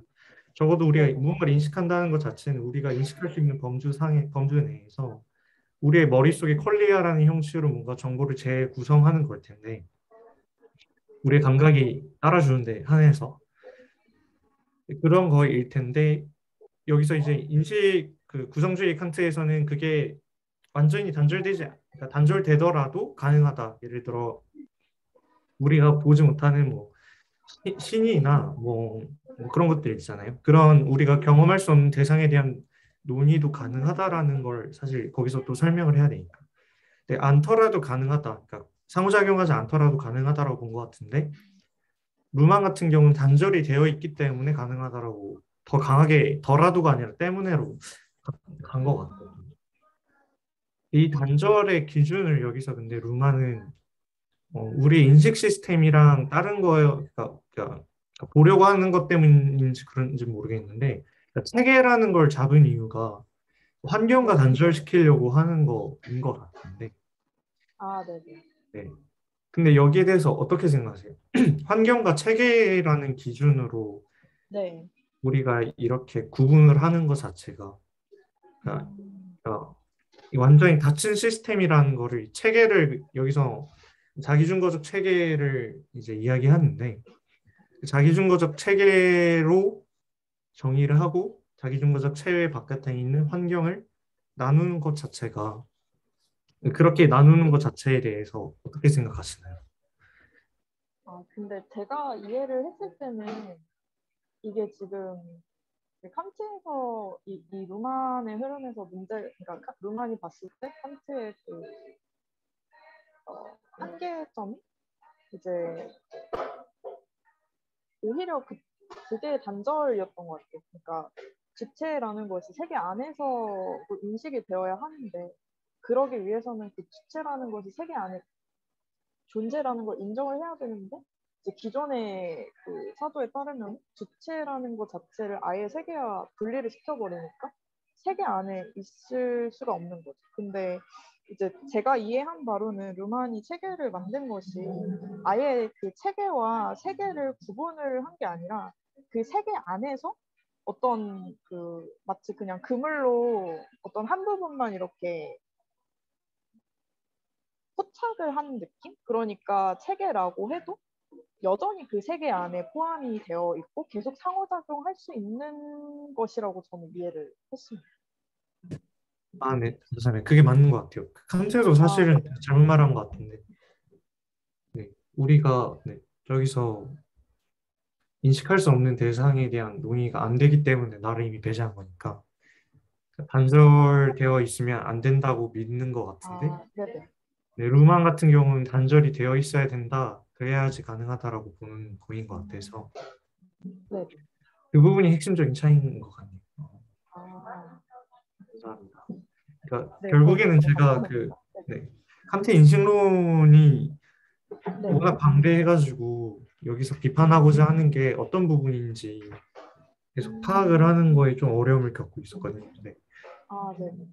그 부분인 것 같아요. 아예 단절되어 있으면 안 된다라고 했었는데 지금 룸마는 단절이 돼도 상관없다. 그리고 오히려 단절되어 있기 때문에 가능하다라고 주장하는 거니까 네. 그 시스템 자체가 지금 단절이 되어 있고 단절되어 있는 게 저렇게 리엔트리 관계로 표식되지 않는 공간이랑 표식된 공간에서 환경이랑 체계에 대한 인식이 계속해서 시간적으로 반복이 되니까 리엔트리가 발생하기 때문에 네. 그 시스템 자체가 애초에 단절되어 있음에도 불구하고 단절되어 있기 때문에 그런 인식이 가능해지는 거다라고 설명하는 거거든요. 네. 너무 정리를 해주셔가지고 너무 아니, 감사합니다. 저도 진짜 하면서 그냥 대략적으로 이해했기 때문에 지금 저보다도 더 인식론 관해서 공부 많이 하시고 이 차이가 그 핵심적인 부분이 뭔지를 잘 짚어주신 것 같아서 저도 지금 많이 배웠습니다. 그러면은 혹시 네, 더 다른 분들은 자유로운 의견 없으신가요? 네네. 사실 뭐 하고 싶은 얘기는 엄청 많은데 예를 들어 뭐 그런 거죠. 사실 방금 네네. 아까 혜림님께서 답변해 주신 것 중에서도 환경과 네, 체계가 어떻게 구별되느냐 그러면 그러니까 도대체 어떻게 열려 있으면서 닫혀 있냐라는 거거든요. 네. 그래서 어떻게 열려 있으면서 닫혀 있을까요, 저게? 체계가 환경이랑 어떻게? 네. 음, 그러니까 저게 네, 그거를 네네. 네. 그러니까 저렇게 결국에 환경과 체계가 뭔가 분절되어 있는 그런 건 아니고 결국에 저기서도 이제 혜림님께서 한 번 더 언급을 해주신 것처럼 채로 걸은 거잖아요. 네. 연결만 되어 있는 거잖아요. 네네. 네. 그 연결되는 게 어떻게 구성되어 있냐 그러면 이 체계가 그러면 어떻게 환경과 연결되어 있느냐 음, 그 부분이 조금 공유가 네. 끝났네. 환경과 체계. 음, 음.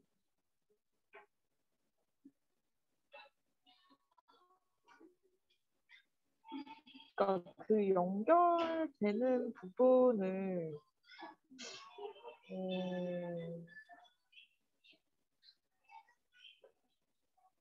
그러니까 제가 그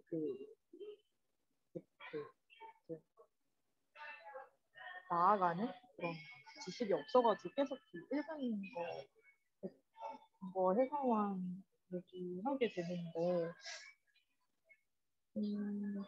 그리고 또 그 말씀해주신 부분을 논문에서 읽을 것 같은데 그것에 대한 제가 이해를 확실히 못해서 이제 언급을 안 했던 것 같거든요. 그래서 좀 죄송한 입장인데 그러니까 제가 이해한 바로 그냥 말씀드리면 그러니까 일단 그 칸트까지는 이 앞부분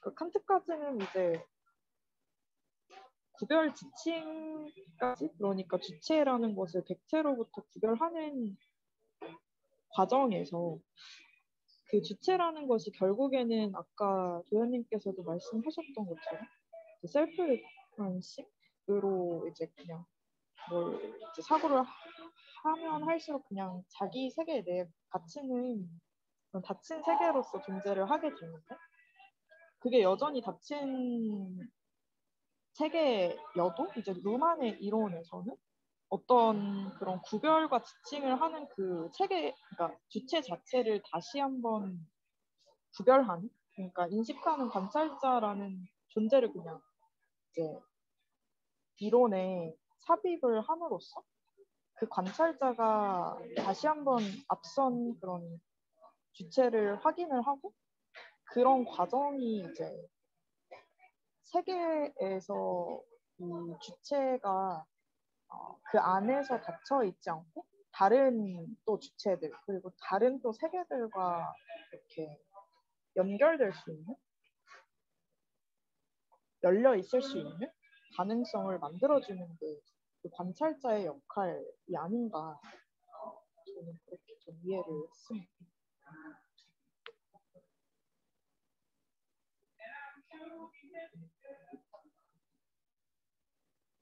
네, 감사합니다. 아, 그 네네. 사실 뭐 그 구체적으로 예를 들었을 때 네. 저 체계와 환경의 연결 같은 게 이제 우리 네. 이제 학교의 입장에서는 이제 의식이잖아요. 그랬을 때 네. 이제 체계랑 환경이 사실은 그 우리의 의식에 대한 그 체계라고 간주했을 때 우리의 몸의 대부분이 사실은 환경이 아닌가 싶어가지고 우리 신경계나 거기서 발생하는 정보 처리 과정은 체계가 맞지만 네. 거기서 이제 우리 스스로에 대해서 뭐 조절하는 게 많잖아요. 제가 생명과학은 잘 모르지만 그런 것들도 환경으로 간주하는 거니까 것 같아가지고 아, 네. 대체적으로 그렇게 생각하는 게 맞나 싶어서 한번 여쭤봤어요. 네, 또 그 안에서도 그게 맞는 좀 그러니까 저도 좀 그 예시에 되게 마음이 가는데요. 그러니까 결국에 인식하는 거 자체도 저희가 주체라고 하는 게 굉장히 추상적이긴 한데 어떻게 보면은 몸을 다 그냥 제외하고서 그 생각하는 인식하는 그 자체 그러니까 그런 사고 만을 저희가 주체라고 볼 수 있다고 저는 생각하고 그거를 좀 주체라고 축소시켜서 있지 않나. 그래서 뭔가 교수님 설명에 좀 동의하는 아닌가.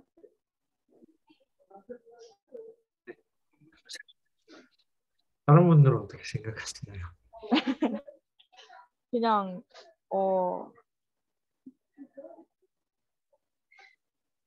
지금 남아 계시는 분이 몇 분 안 계시기 때문에 이제 강압적이면 돌아가시면서 한번 소감이라도 말씀해 주시면 감사할 것 같아요. 그러면 가장 웃고 계시는 유림님부터 말씀을 좀 해주시겠어요? 너무너무 논의에 참여하고 싶은데 잘 이해가 안 돼가지고 죄송합니다. 아니요. 그래서 네. 일단 아까 뭐 용어 네. 설명해 주실 때 컵을 보고 음, 표식된 공간과 표식되지 않은 네. 공간까지는 이해가 됐어요. 네. 근데 이제 체계와 환경 차이 뭐 이쪽은 잘 뭔가 단어가 머릿속에 정리가 안 되면서 아, 그쵸. 너무 네. 나는 그게 뭔가 되게 일반적인 단어인데 이게 다 정의하고 있는데 제가 그거를 자세히 짚어드리지를 않아가지고 그러면은 당연히 네, 음, 혼란스러울 수 있어요. 네. 그러면은 뭐 네. 컵을 보고 뭐 어떤 그냥 에피소드를 가정을 해가지고 네. 이 용어에 대해서 예시를 들을 수 있을까요? 뭔가 환경이 몸인 것 같다고 또 하셨고 신경 체계도 영향을 받으니까 그러니까 어떻게 이해를 해야 될지를 잘 모르겠어요. 그러면 저는 저는 그러니까 그러니까 저는 이거를 논문을 읽게 된 계기가 자기인식에 관심이, 그러니까 자의식에 관심이 많아서 읽게 돼서 자의식으로 그냥 한번 그러니까 대입을 한번 해서 얘기를 드려보면, 그러니까 저희가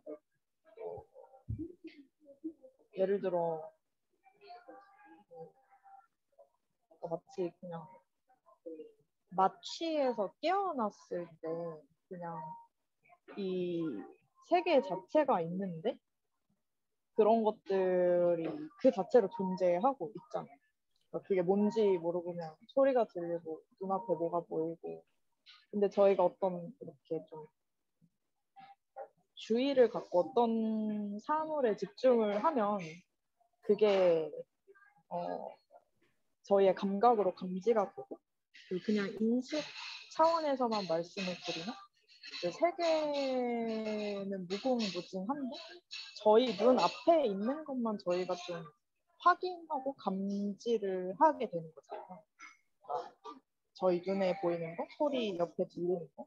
그러니까 어떻게 보면 정말 큰 세계 안에서 저희의 한 사람은 그 하나의 그 공간에 있는 상황을 구별해서 파악하고 있다라고 하는 게 이제 지금 T0이라고 보시면 될 것 같아요. 저희의 그 작은 공간 안에서 감각은 했는데 아직 그게 뭔지 정확히 저거는 내가 지금 병원 안에 있어. 이거는 나야. 뭐 이런 식으로 지칭을 하지 않은 상태에서는 그냥 이게 그러니까 그냥 그 자체로 감지만 되고 있잖아. 근데 그거를 이제 이건 병원이고 이거는 나고 뭔가 그런 것들을 지칭해서 구분하기 시작하는 게 지금 내가 존재하고 있는 공간이 표식이 되었다라고 좀 이해를 하시면 될 것 같고 근데 이제 그런 과정을 다시 한번 그러니까 그런 과정을 인식하고 있는 그 상황에 있는 그 존재 자체가 나다라는 것을 내가 그것을 이렇게 구분하고 지칭하고 있구나라는 것을 다시 한번 저희가 보게 된다면 이걸 하고 있는 게 나구나. 그래서 관찰하는 것처럼 그러니까 저희는 항상 늘 저희를 주체로서 경험을 하지만 저희가 다시 한번 사물처럼 객체로서 하나의 관찰의 대상이 되는데 그것을 보는 어떤 관찰자로서의 역할이 이제 체계가 여기서는 그렇게 말을 하고 있는 것 같아요. 죄송합니다. 설명이 잘 되는지 모르겠네요. 그러면 네. 이것도 약간 또 논점이 다른 걸 수도 있는데 제가 맨날 네. 뭐 외국인을 맨날 상상하면서 좀 상상 속의 나라에 사는 외국인의 일상을 좀 살거든요. 머릿속에서. 이상하긴 한데 그러면 그 상태는 약간 꿈을 꾸는 것처럼 꿈을 꿀 때 제가 친구들한테 물어보면 어떤 친구는 1인칭 관점에서 꿈을 꾸고 어떤 친구는 자기를 이렇게 3인칭으로 보는 시점에서 꿈을 꾸고 이런다고 하던데 그러면 1인칭으로 보는 것이 뭐 체계까지 가지 않은 거고 3인칭으로 관찰하는 체계가 됐을 때 그게 이제 T2로 간 건가요?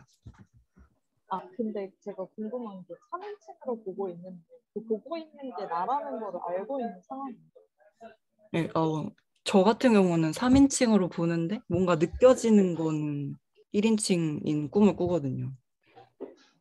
그럼 그게 유림님인 걸 알고 있으면서 보신다. 네, 뭔가. 네, 그러면은 말씀하신 게 맞는 것 같아요.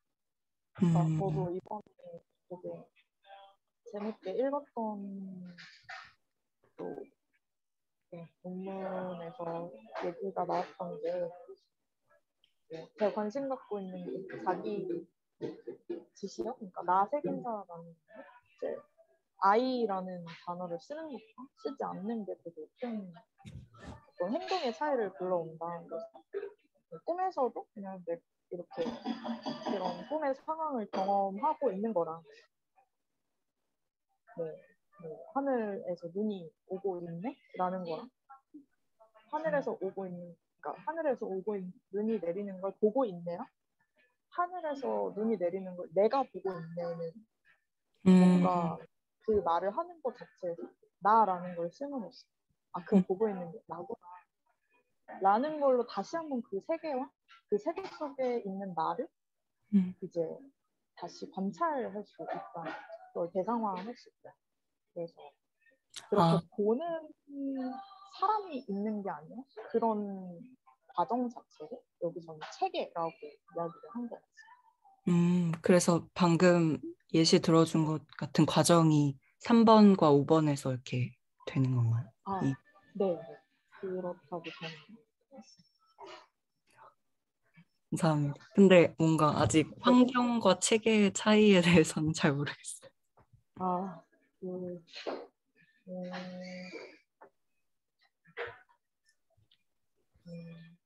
체계가 한번 있어요.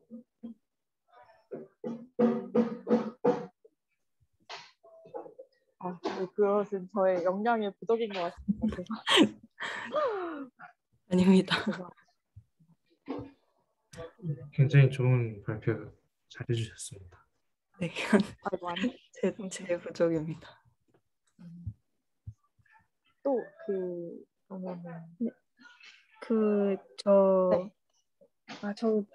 이런 그 컨셉들에 대해서 되게 그 생각하는 걸 좋아하고 너무 발표는 너무 재밌게 들었습니다. 그냥 제가 이제 막 되게 이해하는데 그냥 제 이해력이 조금 부족해서 시간이 좀 걸리다 보니 아직도 완벽히 이해를 하진 못했지만 그냥 이제 생각이 든 질문이 이제 지금 가장 최근 인식론으로서는 그럼 이제 자기 객관화라는 게 이제 논리적으로 가능한 거죠? 네, 루만의 이론에서는 네. 그 자기 객관화라는 것이 지금 그것을 인식하고 있는 그 주체를 다시 관찰한다 라는 관점에서는 논리적으로 가능하도록 이 루만 이론이 맞는 것 같습니다. 그럼 루만의 이론 이전에 칸트의 이론이 그 부분에서 좀 이제 그 허점이 좀 있었던 그거 맞나요? 뭔가 근데 칸트님께서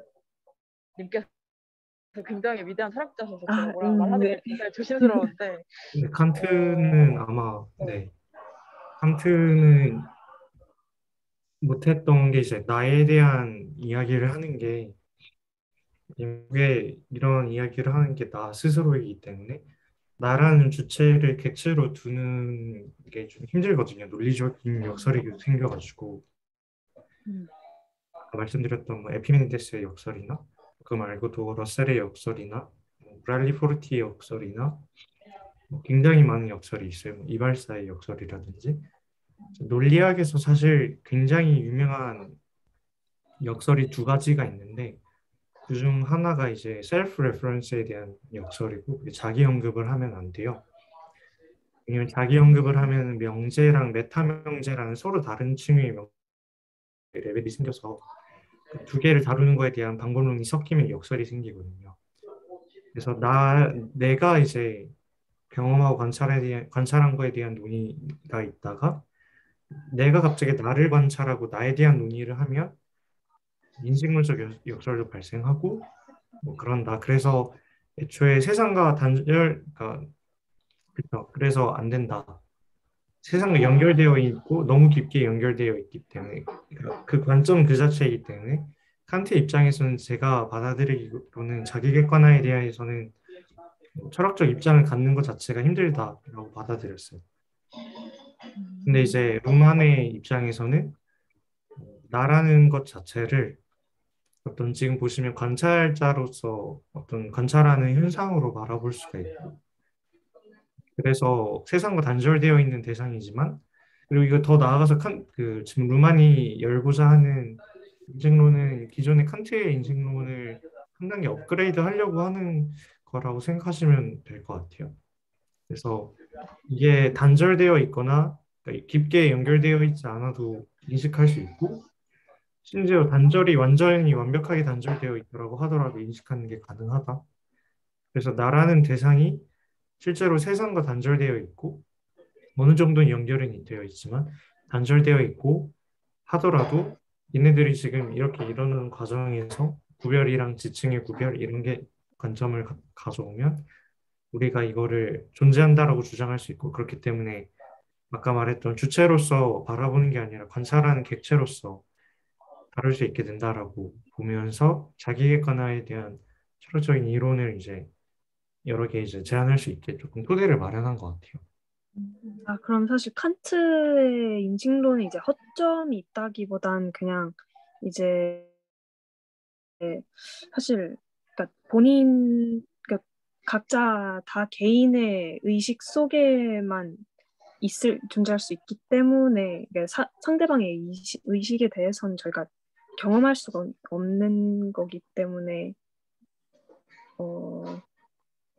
그렇죠. 그 얘기를 제가 아까 질문 드렸던 인식론적 행동주의라는 관점으로 말씀드렸고 결국에 우리가 우리 스스로는 의식이 있다라고 생각하지만 타인이 의식이 있는지는 결코 알 수가 없잖아요. 왜냐하면 겉으로만 봤을 때 내가 생각한다라고 가정했을 때 하는 행동들과 굉장히 유사한 행동들을 타인이 보이기 때문에 행동주의적인 관점에서 저 사람들이 인식론적으로 뭔가 의식이 있는 것 같다라고 이제 받아들일 뿐이지 그거에 대해서 사실 다루기는 어려운 거죠. 우리랑 연결되어 있고 단절되어 있는 것이기 때문에 사실 네. 타인의 의식이라는 거는 칸트 입장에서는 다룰 수가 없는 거죠. 그래서 사실은 칸트가 비판하려고 했던 게 이제 고전적인 칸트 이전 철학에서는 타인의 의식도 마치 존재한다. 시간이랑 공간이라는 것도 절대적으로 우리가 눈을 감거나 죽어도 존재하는 거다라고 받아들였지만 칸트는 그게 아니라 우리가 인식하지 못하면 없다라고 봐야 된다. 뭐 이런 입장을 취한 것이었거든요. 그래서 타인의 의식 같은 것도 우리가 경험한다면 차단을 해야 칸트가 그래서 하고자 했던 거는 오로지 1인칭의 관점, 그러니까 사실은 1인칭 관점도 아니긴 한데 나라는 걸 관찰을 해서 뭔가 이성이라는 게 어떻게 발생을 하는지 좀 생각해 보려고 했지만 실제로 자기 객관화를 그러니까 나에 대한 논의를 하려고 했을 때 아까 말씀드린 인식론적 역설 때문에 사실 좀 어려움이 있었던 것 같아요. 칸트의 인식론으로는 이제 자기 반성이라던가 self reflection 같은 거에 대한 뭐 어떻게 음, 이제 할까요? 칸트가 이야기한 대표적인 게 이제 여기에 어떻게 표현하는지 한국어로는 상호 주관성 내지는 컨센서스 그냥 합의. 그러니까 예를 들어 그냥 경험적으로 우리가 뭐 받아들이는 거울을 보고 인식을 한다든지 공통감, 뭐 관찰, 심리학적인 관찰보다 여기서 음, 이렇게 여기서 이제 이야기를 하네요. 그 논문에서 올려주신 논문에서 개념의 경험적 근거와 개별성을 확보하지 못하는 주체는 소통에 참여할 수도 없다. 칸트는 인식의 일반화에 도달할 방법의 하나로서 인식과 관련해 전달 가능한 것을 추출해내는 길을 추천하긴 한다. 그런데 이것이 실제적인 방법으로 얻어낼 수 있는 것인데도 심리학적인 관찰을 통해보다는 공통감을 전제하는 데에서 해법을 모색한다. 그래서 이게 여기서 계속 이야기를 하는 게 칸트가 나에 대해서 논의하려면 반드시 다른 존재를 가정해 함으로써만 이야기를 해요. 예를 들어 내가 무언가를 나라고 불리는 무언가를 관찰한다든지 아니면은 나의 자의식을 뭐 본다든지 여기서 센서스 커뮤니티가 뭐 여러 개가 있긴 한데 더 깊게 들어가기보다는 간단하게 나를 이야기하려면 다른 존재에 대한 가정을 둠으로써밖에 이야기를 할 수밖에 없다라고 보시면 될 것 같아요. 그래서 사실은 칸트가 1인칭이 아니라고 한 점이 바로 이 부분이거든요. 칸트의 인식론이 1인칭의 관점에서 둔 게 아닌 게 그래도 분명히 바깥에 내 의식의 바깥에 단절되어 있는 연결되어 있지 않은 어떤 무언가의 존재를 존재한다라고 가정한 상태에서 나를 본다라는 점에서 1인칭은 아니에요. 왜냐면은 1인칭의 관점은 이제 현상학이라는 관점에서 보는 건데 현상학적 관점에서는 오로지 이제 그러니까 물론 바깥에 있는 어떤 대상들이 존재한다라고 누군가는 주장하겠지만 그러한 세상보다 내가 관찰하는 1인칭적 세계가 더 우선한다라고 보는 거거든요. 근데 현상학에서는 그러면 나에 대한 존재를 가정하려고 했을 때 나라는 거 외에 있는 무언가를 도입하면 안 되겠죠. 사실 제가 이해하기로는 그래서 사실 칸트의 인식론에 그런 현상학적인 비판을 섞어서 그런 현상학적인 비판을 설명할 수 있는 버전의 칸트의 인식론을 만들고자 하는 게 이 루만의 이제 체계 이론이 아닌가 싶더라고요. 네. 감사합니다. 네, 이해 답변이 됐을지 모르겠는데. 아, 네. 도움이 많이 됐습니다.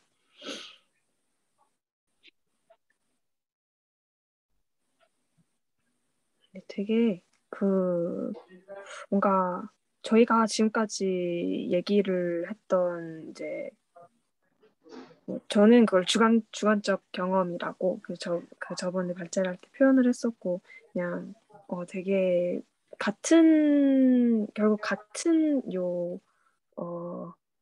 테마로 계속해서 뭔가 나오는데 여기서는 훨씬 좀 더 이렇게 철학적으로 뭔가 논리적으로 정리가 된 거를 오늘 좀 더 생각을 해보고 접하게 된 것 같아서 되게 좋은 시간이었던 것 같습니다.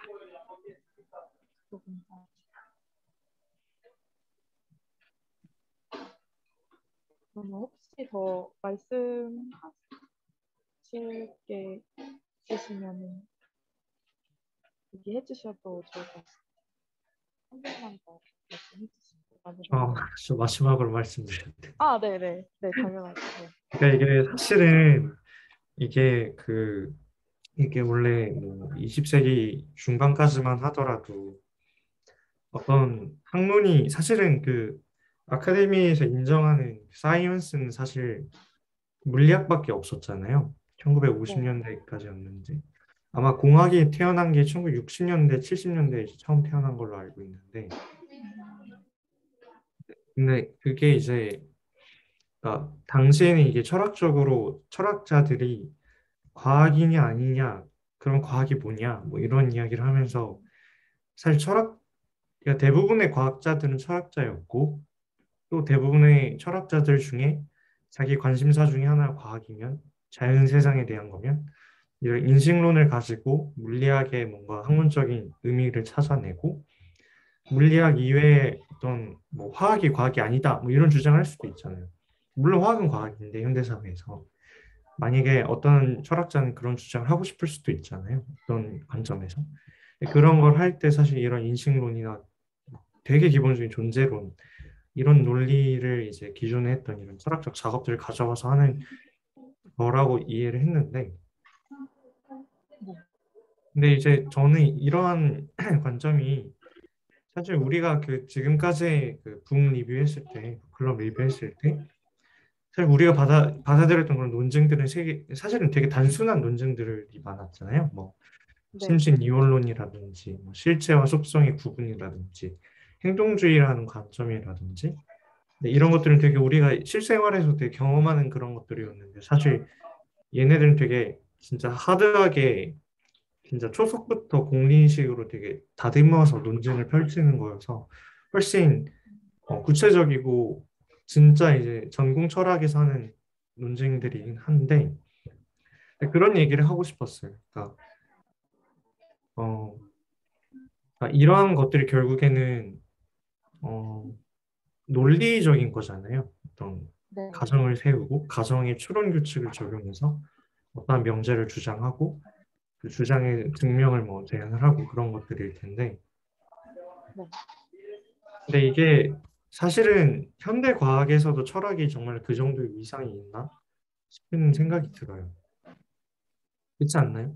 그러니까 여러분들이 뭐 바이오민 내공학을 전공하시는데 뭐 어떤 공학을 전공하시는 과학을 전공하시는데 철학이 되게 중요하진 않잖아요, 사실. 그게 사실은 철학이 갖고 있는 어떤 문제는 아니지만 어떤 한계점이 있기 때문일 텐데, 사실은 그러한 문제를 포스트모더니즘 철학자들이 되게 많이 관심을 많이 가졌었고, 대표적으로 장 프랑스와 그 리오타르라는 철학자가 있어요. 근데 이 사람이 이러한 논리적인 작업에 대한 한계를 제시했던 그런 이론들 네 가지를 좀 정립을 하는데, 사실은 그 중에 하나인, 그러니까 이러한 좀 인식론이나 존재론 같은 좀 하드코어한 필로소피 같은 경우는 진짜로 되게 진짜 엄청나게 하는 작업이잖아요. 평생 논문 한 편 쓰거나 뭐 두 편 쓰거나 그런 것들인데, 이런 데에서 비트겐슈타인이 주장했던 게 이제 언어 게임 이론이라는 걸, 사실 여기서 이야기하는 이 체계, 환경, 표식된 공간, 지층, 구별, 지층의 구별 이런 개념들을 명료히 함에도 불구하고, 그러니까 이게 과연 잘 정의되는 개념이냐? 내지는 이런 것들이 어디까지 적용될 수 있는 개념들이냐? 이런 거에 대한 논의 자체가 사실은 이런 인식론이라는 어떤 의미 체계 안에서만 작동하는 거니까, 우리가 지금 하려고 하는 마음의 과학, 의식을 과학으로 만들려면 이제 의식에 대한 논의는 아직은 철학 수준인 건데, 그거를 지금 과학으로 하고자 지금 이 의식과학 학술회가 있는 거잖아요. 과학이 되려면 사실 훨씬 더 구체적인 이론을 제안을 해야 될 텐데, 훨씬 더 정량적인 이론을 만들어야 될 텐데, 우리가 해야 될 거는 이러한 철학적인 논의가 단순히 이런 철학적 논의가 있다라는 거에서 떠나서, 더 나아가서 이런 것들이 지금 주어진 철학의 인식론이라는 테두리 안에서의 의미체계를 갖는데, 이걸 조금 더 정량화하고 더 명료히 해서 과학에서 다룰 수 있는 개념으로 만들 수 있을까? 확장할 수 있을까? 그걸 만든다고 한다면 어떻게 우리가 할 수 있을까? 그런 논의를 하면은 훨씬 더 생산성이 있지 않을까 싶어서 한번 그런 이야기를 해보고 싶었습니다.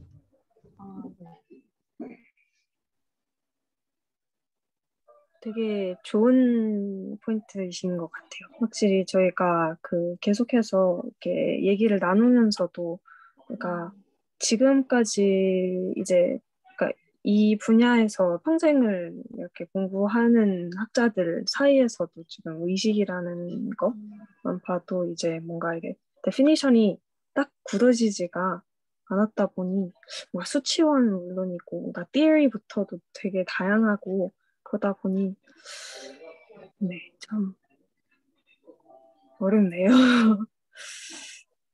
저는 그래서 음, 개인적으로는 그냥 이게 그 계산주의 마음이론에서 커넥셔니즘이랑 클래시컬 그 컴피티셔널리즘 사이의 간극을 어느 정도 메꿀 수 있지 않을까 싶어서, 이 루만이 이제 뭔가 되게 강한, 그러니까 스트롱한 컨스트럭티비즘이라고 말하더라고요.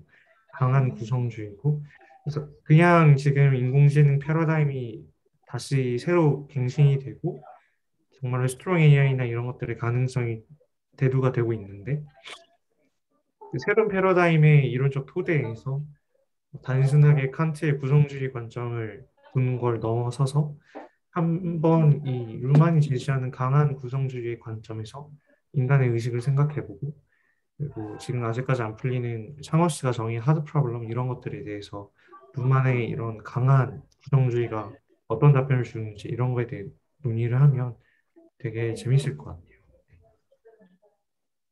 정말 네, 진짜 너무 되게 좋은 의견인 것 같아요. 저도 이거를 오면서도 네, 도현님 생각이 굉장히 많이 났는데, 뭔가 이게 되게 영광입니다. 아닙니다. 이게 되게 시스템적으로 이제 인공지능하고 굉장히 적용될 수 있는 부분이 있지 않을까라고 그냥 느낌만 갖고 있었는데, 오늘 얘기해 주시는 거 듣고 되게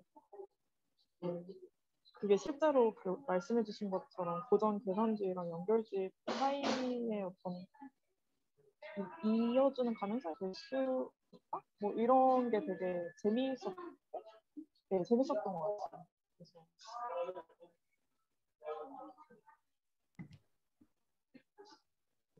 네, 그러면 오늘은 여기까지 할까요? 네네. 오늘 늦은 시간까지